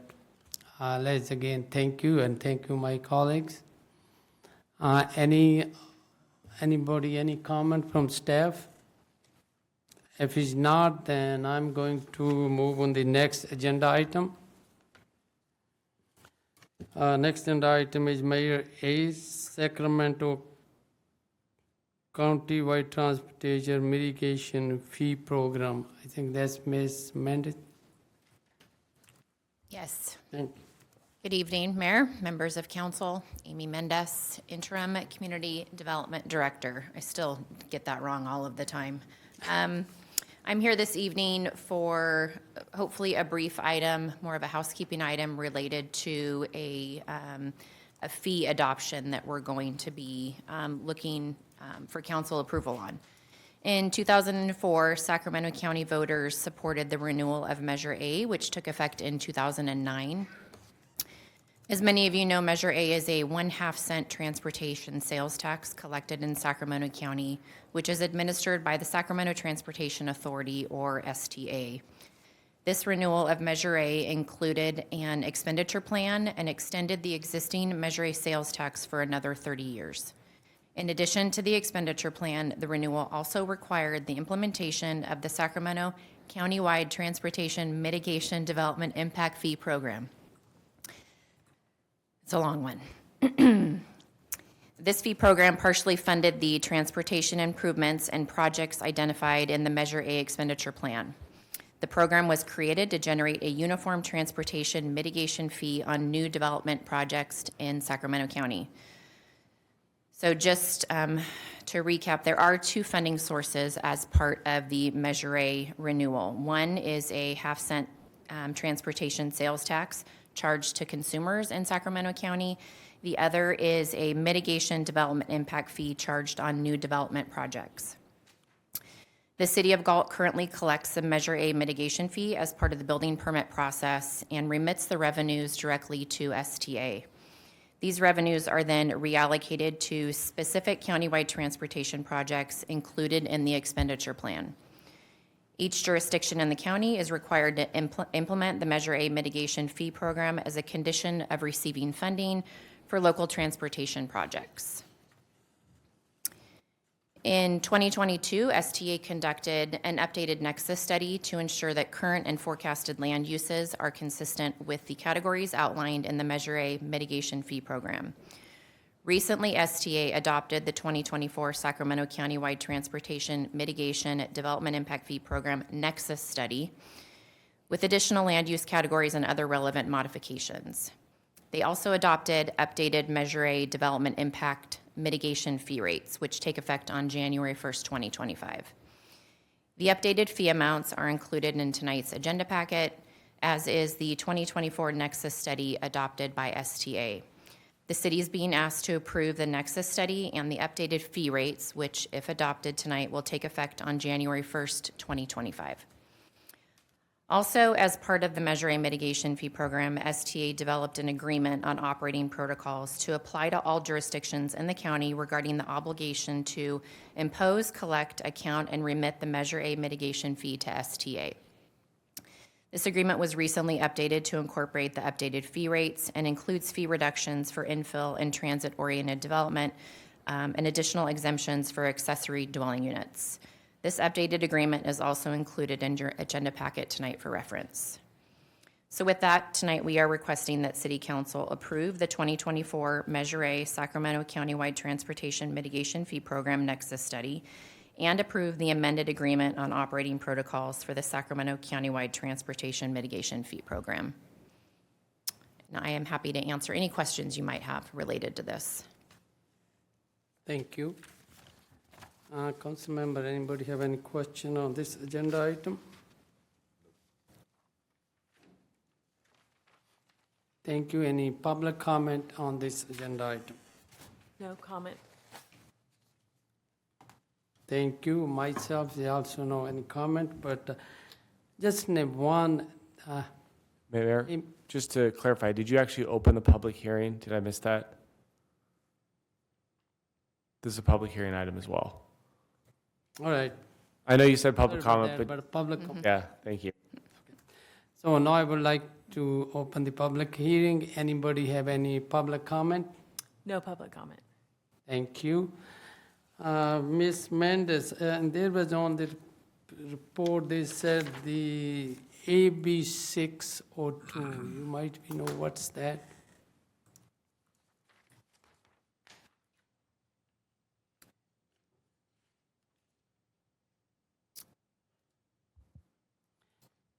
If it's not, then So it's actually just related to square footages. So they were trying to make the fee more proportionate to square footages as opposed to just applying it as a flat rate to residential development. And so that's what that is in compliance with. All right, thank you. If there is nobody have no comment, then I will, if I have a motion to approve this agenda item J2. So moved. Is moved by Council Member J. Berenberg. Second. Second by Vice Mayor Rich Lozano. Madam Clerk, may I have a roll call vote, please? Vice Mayor Lozano? Aye. Councilmember Farmer? Aye. Councilmember Vandenberg? Aye. Mayor Sandu? Aye. Motion passes by 4-0. Thank you.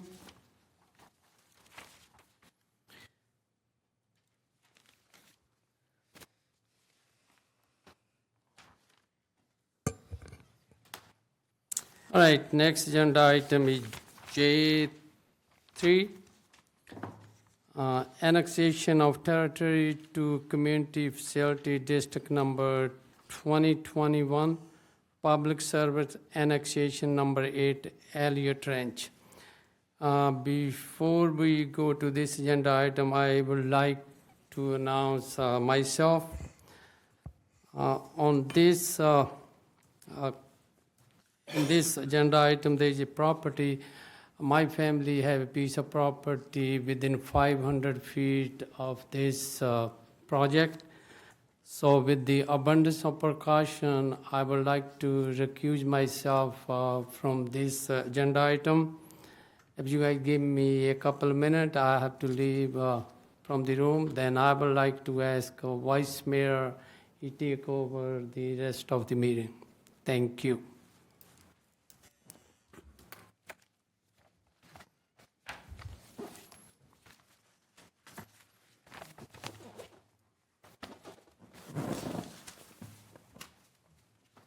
Okay, as the mayor's getting ready to recuse himself, I just want to ask if the notice of public hearing was mailed and published in accordance with the law. Yes, the notice was mailed and published in accordance with the law. Okay, and can we have a report from city staff with regard to the proposed annexation number 8, Elliott Ranch, to Community Facilities District number 2020-1?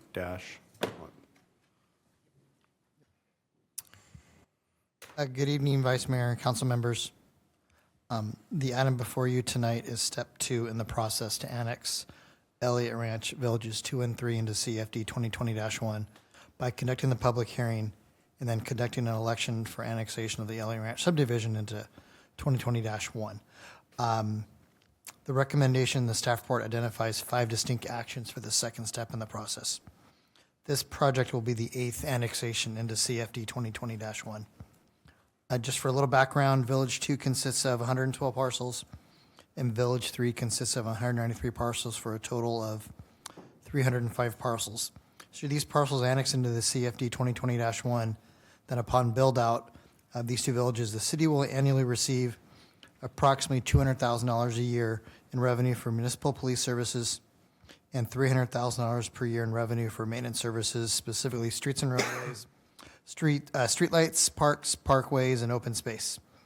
In addition, Cazuma CSD will receive approximately $100,000 a year in revenue for fire and ambulance and paramedic services. These revenue sources, or the assessment, does adjust annually for inflation.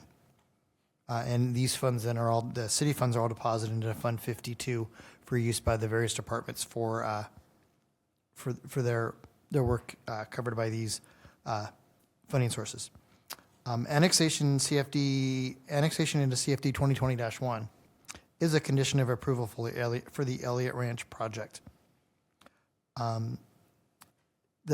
The parcel for Village 1, which is located at the southeast corner of Crystal and Simmerhorn, is not part of this annexation, and it will annex at a future date to be determined. In conclusion, should council complete these 5 distinct actions tonight, then staff will return on December 3rd to request that council adopt the ordinance to annex this project into CFD 2020-1. So that concludes my presentation, and I'm available to answer any questions. Excellent. Any council members have any questions? Just one real quick. What was the total number for, it was 200,000, 300,000, and 100,000? Yes, 200,000 for municipal police services, 300,000 for maintenance services, and then $100,000 for. So roughly like $2,000 per parcel if it's like 300 parcels, right? So I'm just curious. Yes, yeah, correct. Thank you. Okay, any other questions? Okay, we're going to open the public hearing in person and then on phone to protest, comments, and questions from interested parties, including persons owning property within the annexation. Number 8, Elliott Ranch of the Community Facilities District 2020-1. Public hearing is open. Any comment? No public comment. Okay. Any other questions from city councils?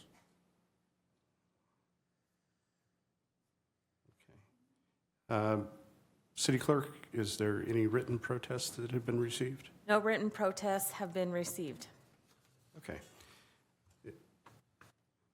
City clerk, as to whether there are any persons registered to vote within the annexation number 6, annexation number 8, Elliott Ranch of the Community Facilities District 2021-2020-1, and if so, the number?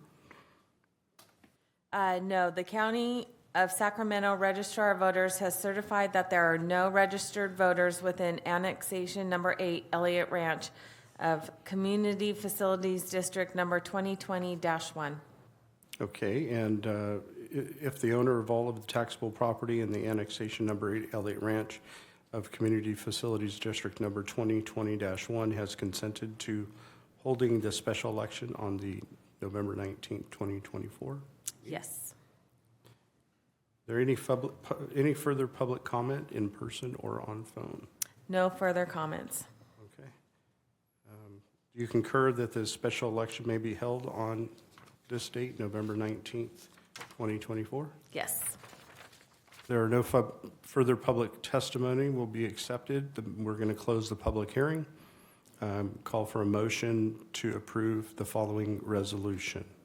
Resolution of the City Council of the City of Galt, California, calling a special election and submitting to the qualified electors of the territory proposed to be annexed to the City of Galt Community Facilities District Number 2020-1, Public Services, County of Sacramento, State of California, the question of levying special taxes within that territory, annexation number 8, Elliott Ranch. So moved. Second. Okay, and the city clerk, can you conduct the special election by stating the official ballot has been opened and that all votes are in favor of the proposition presented on the ballot? Yes. Okay, and so now we're going to vote on the motion. City clerk, can we have a roll call? Vice Mayor Lozano. Aye. Councilmember Farmer. Aye. And Councilmember Vandenberg. Aye. Okay, I'm also going to need a motion to approve the following next resolution.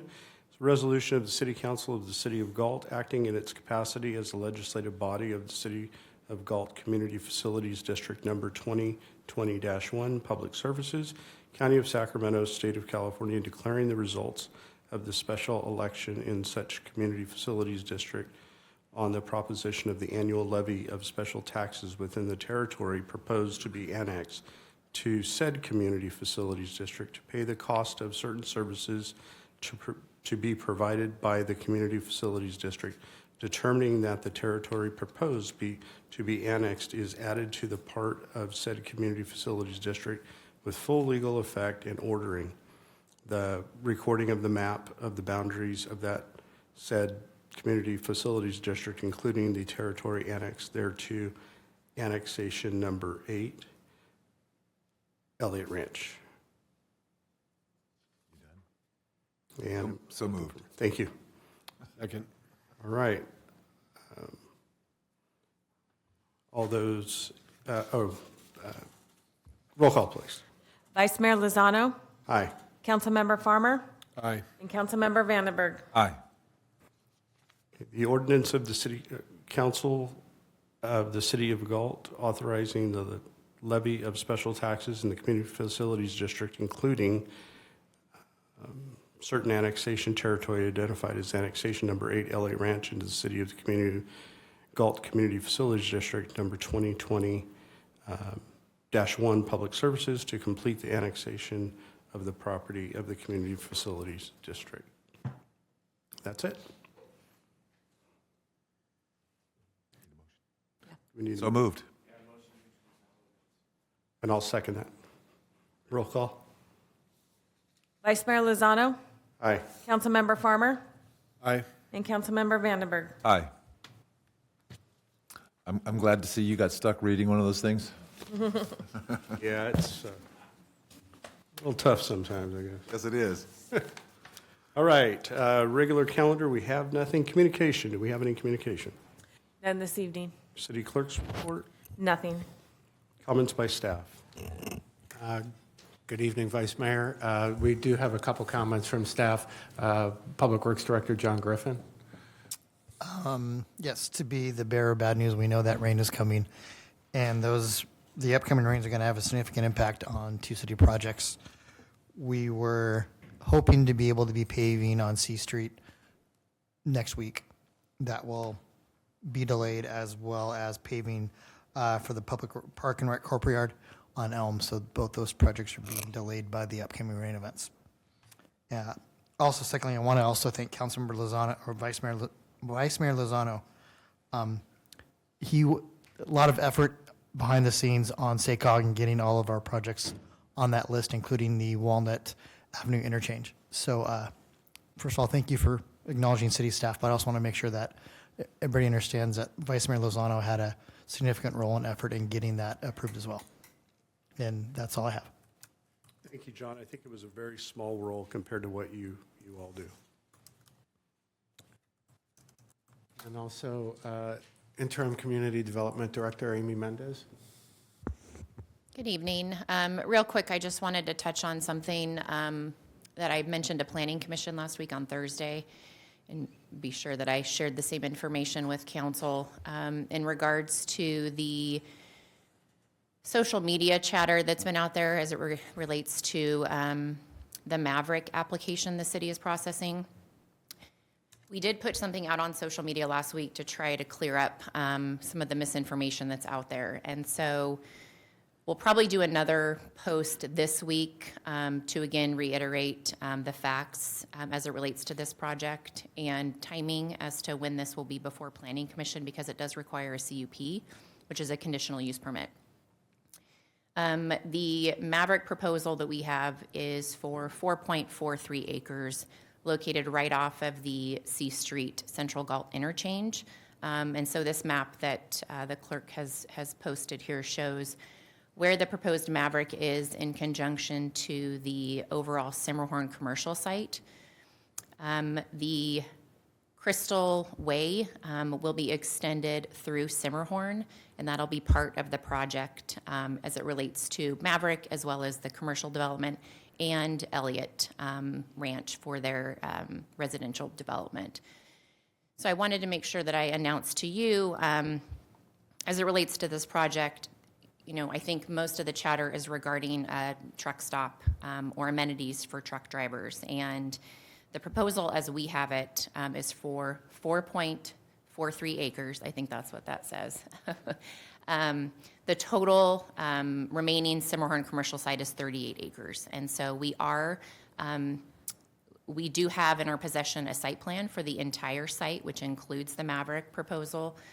This is not a 40-acre truck stop. I've seen that out on social media. This is a 40-acre commercial site with a 4-acre proposal for a convenience store and gas station. There are 5 or 6 fueling islands for commercial vehicles, which includes semi-trucks. I want to make sure I get you the information correct. The convenience component is almost 6,000 square feet for a convenience store with a fresh food counter. There are 26 gasoline pumps for passenger vehicles, 5 high-speed commercial islands.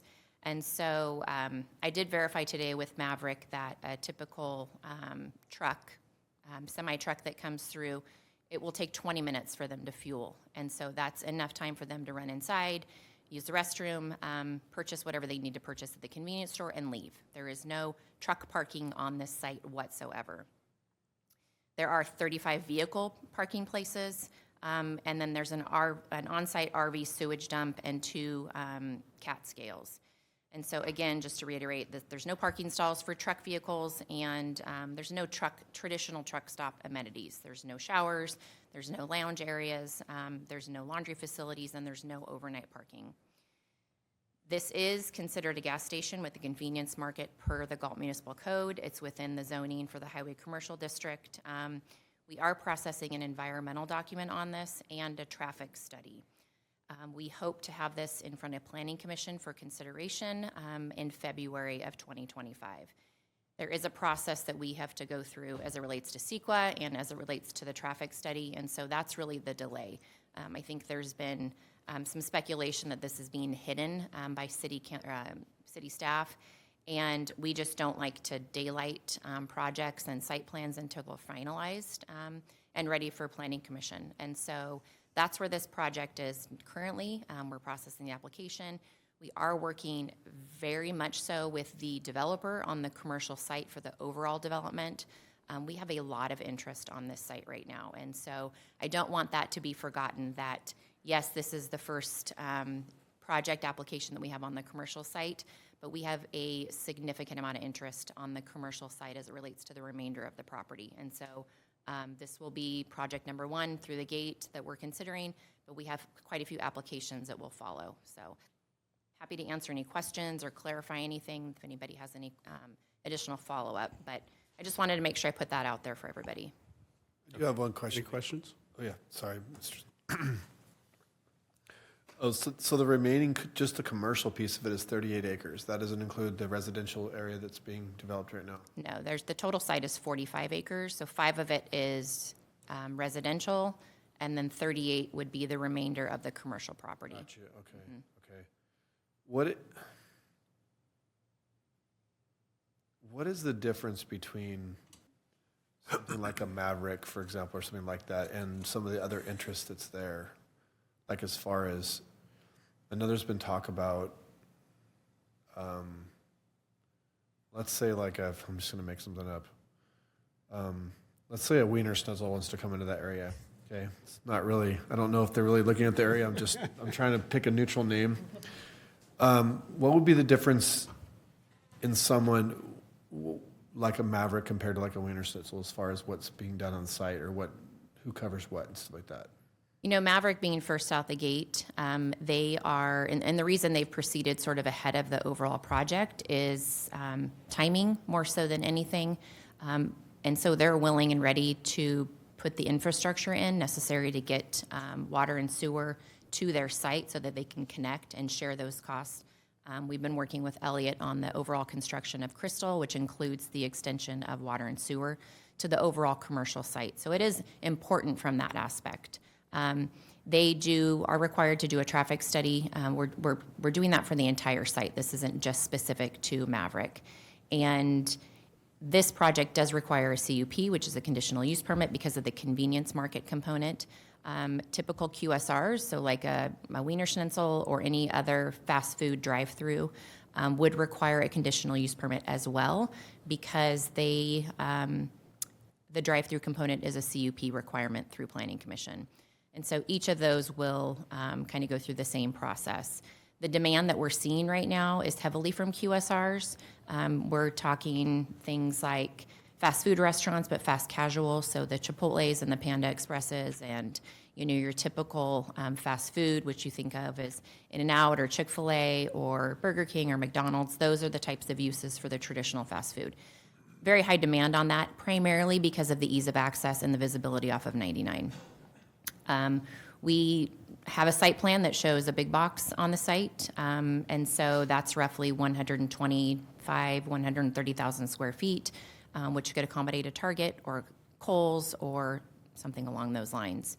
I think at the end of this, because we've seen so much interest, the northern end of the site is where most of the demand is for the QSRs and for the restaurants. Phase 1 of the development, which is proposed on the north end of the site off of Simmerhorn, includes several QSRs. It also has an 8,000 square foot sit-down restaurant. You know, they're targeting national chain sit-down restaurant for that Phase 1 development. The rest will fill in with some junior box anchors. We're hoping for soft goods users, TJ Maxx, Ross, Famous Footwear, Old Navy, retailers of those types. All right, thank you, Amy. Okay, and with that, there's no more staff comment. I would just like to say, wish everybody a happy Thanksgiving. It's coming up next week. Thank you. Okay, we're going to move on to comments by city council members on future agenda items and other comments. So we're going to start with Councilmember Farmer. Yeah, I actually had a request for a future agenda item, but is the mayor coming back? No, he is not. Okay. Well, I had a request to see if we would, where's my notes? If we could schedule a special meeting as soon as possible after the election is certified to discuss, for the sole purpose of discussing how to fill Mr. Lozano's seat. Haven't left yet. I know. But we'll get to that. I got your letter. Yeah, I know that's coming. So, sorry. You called on me first. You could have went first. I know. Yeah. So that I just because I know there's some time crunch with getting that filled and some appointments to planning because of all the project and stuff. So I think to wait for typical council meetings might be a little bit. So I was just seeing if the council would be interested in. Well, I would ask that, isn't there already a written procedure for such matters, and we should follow that? Well, I don't think there's not a written procedure in terms of A legal procedure? the council has discretion in how they want to follow. They want to fill an appointment. They could call a special election. They could do it by appointment, but how they do that appointment and what criteria they use, that's up to the council's discretion. So there is a discussion to be had at the policy level in terms of how you want to go about filling any potential vacancies on the council. Excellent. Then I support Mr. Farmer. Okay. 3 is enough. Anything else, Mr. Farmer? Just that, I mean, there was a lot of things we've attended since the last meeting. It feels like it was forever ago. Trick or Treat on 4th Street was successful, all that. Can't think of any particular. Just thank you for answering my questions, Mr. Griffin and your staff. And thank you, Amy, for your answers. And just everybody have a good Thanksgiving. Be safe out there, and we'll see you back, I guess, on the 3rd of December, I think it is. Yeah. And might be a little premature, but congratulations, Mr. Reed. And the rest is to be determined, I suppose. So, good night, everybody. Okay, Councilmember Vandenberg. Thank you. Mr. Griffin, I just have one curiosity about the paving. Will the soil need to be dry before the company has an opportunity to pave, or just lack of rain for a day or two? My understanding is on C Street that George Reed is actually putting down some visqueen and in preparation for the rain to allow us to do that, allow the project site to pave sooner. They've done a lot of work, and they were actually, like I said, hoping to start early next week. So that's their plan, is to put visqueen down in. That way, the best they can will protect the subgrade and allow minimal work. City and the Reed, whoever's doing the work, I forget the name right now, but it doesn't matter. I frequent that shopping center weekly, if not 2 or 3 times a week, so it's often a curiosity for me. I think it's coming along quite well, and I think it looks fabulous. I'm looking forward to the finished product. Thank you. Having said that, this is probably my last time as public comment, so I'd like to, there's a lot of faces here. As I'm sitting here, I'm realizing there's so many different faces than when I started 4 years ago. And I'd like to thank all of staff, even though sometimes we are what appears to be confrontational to staff. It's really not intended that way. I certainly did not, and I don't take any offense to anybody that challenges me. Not that I get the choice to either way. I'd like to thank my fellow council members for serving. Certainly, if you do this for a while, you understand what they do and what I have to put up with. Sometimes there's many good opportunities. As mayor, I had opportunities to do speeches that I'm quite proud of, and some that I wish I could redo, to be quite honest, but that's okay too. I never would have imagined my life taking the turns that they have in the past couple of years, and they were all for the better. So I look forward to the way the world is going to go for me. And with that, I say thank you. That's all, sir. Thank you, Councilmember Vandenberg, for your service, and much appreciated. I've got a couple of things. First of all, I want to mention that the Galt Sunrise Rotary and the city are sponsoring the community dinner on December 21st from 1 to 4. It is open to the public, so if you have an interest in having a free turkey dinner with everything that comes with it, certainly spread the word and come out, and we'll be looking for city staff to attend to help serve, as well as my colleagues up here. Everybody else have a great Thanksgiving if I don't see you between now and then. And great holiday time with your families, and hopefully staff was able to take their packs off a little bit and relax. Lastly, I just want to mention that it definitely a heavy heart and a great anticipation that I'm announcing that I've submitted my resignation letter to the mayor from the Galt City Council midterm. I know a lot of people knew it was coming, but I anticipate my final council meeting being on December 3rd. Serving on the council for the past 6 years has been an exciting and rewarding experience. However, I've decided to serve the citizens of Galt in a different capacity and was elected to the Cosumnes Community Service District Board of Directors Division 1 on the November 5th general election. So my resignation will be effective December 4th at 12 a.m. or at such time immediately thereafter I am sworn in as a director of the Casimas Community Service District. The reason that's in there is because we know that elections and election results and certification of elections can get a little wonky sometimes. I'm proud of the work of my colleagues and certainly city staff, partner agencies, local businesses, nonprofits, and the citizens have done in my time on the council. I'm looking forward to continuing to serve the greater Galt community in a different capacity. I want to thank just a few people, and as Mr. Vandenberg said, there are many faces that make this city run, including city staff as well as the community. But I'd first like to thank the citizens of the city for putting their faith in my ability to lead since 2018. We've accomplished many things here at the city and have also navigated difficult situations, including the federal and state policies related to the COVID-19 pandemic.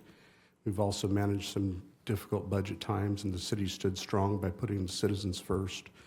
And many of my council members at the time reduced spending when it was necessary.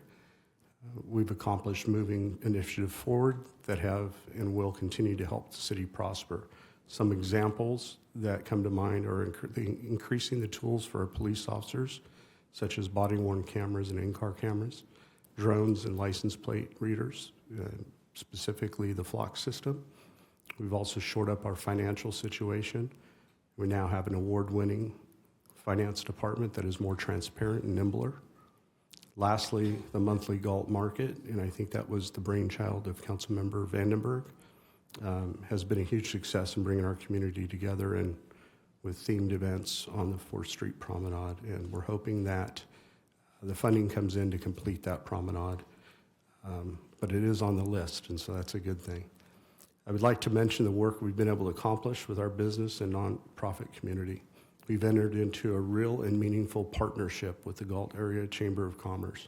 This partnership will infuse resources to our local businesses, many of which are family-owned, to drive economic development and prosperity to our local community. We have partnered with our nonprofit community in co-sponsorships to an extent that we did not see prior to 2018. The wide array of work that has been done to bring events to our community and visitors alike is tremendous. I'll mention a couple that are just recent successes: the Trunk or Treat on 4th Street Promenade, organized by L'Haim, and the Harvest Festival last weekend, hosted by the Chamber of Commerce. Our nonprofits and business communities are the backbone of our success as a city, and I wish them all well. There are too many accomplishments to mention all, but I believe our public outreach efforts have been second to none. An example is of what we just discussed can be seen through the C Street Improvement Project, where the city was able to secure grant and regional transportation funding from SACOG to hold public meetings and implement a robust line of communication with our business community and citizens to reimagine our gateway to our city for the community and visitors. I know this project will be a charm when it's completed. I'm almost done. The city does not operate without our city staff, and I'd like to thank them for their work and all they do to make these projects and partnerships happen. So thank you. Thank you to my council colleagues over the years for the work you've allowed me to be a part of in making Galt a great city to live, work, and play. I also want to thank my wife, Pam, and my daughters, Alicia and Courtney, and certainly extended family and supporters for allowing me to serve the community for the past 14 years, including the last 6 years on the city council. I'm not really going to go anywhere. I'll still be around. I think the December 17th meeting, I'll also be here for that. But I wish the city of Galt and the council much success in the coming years. So thank you. Is there anything else? We are adjourned.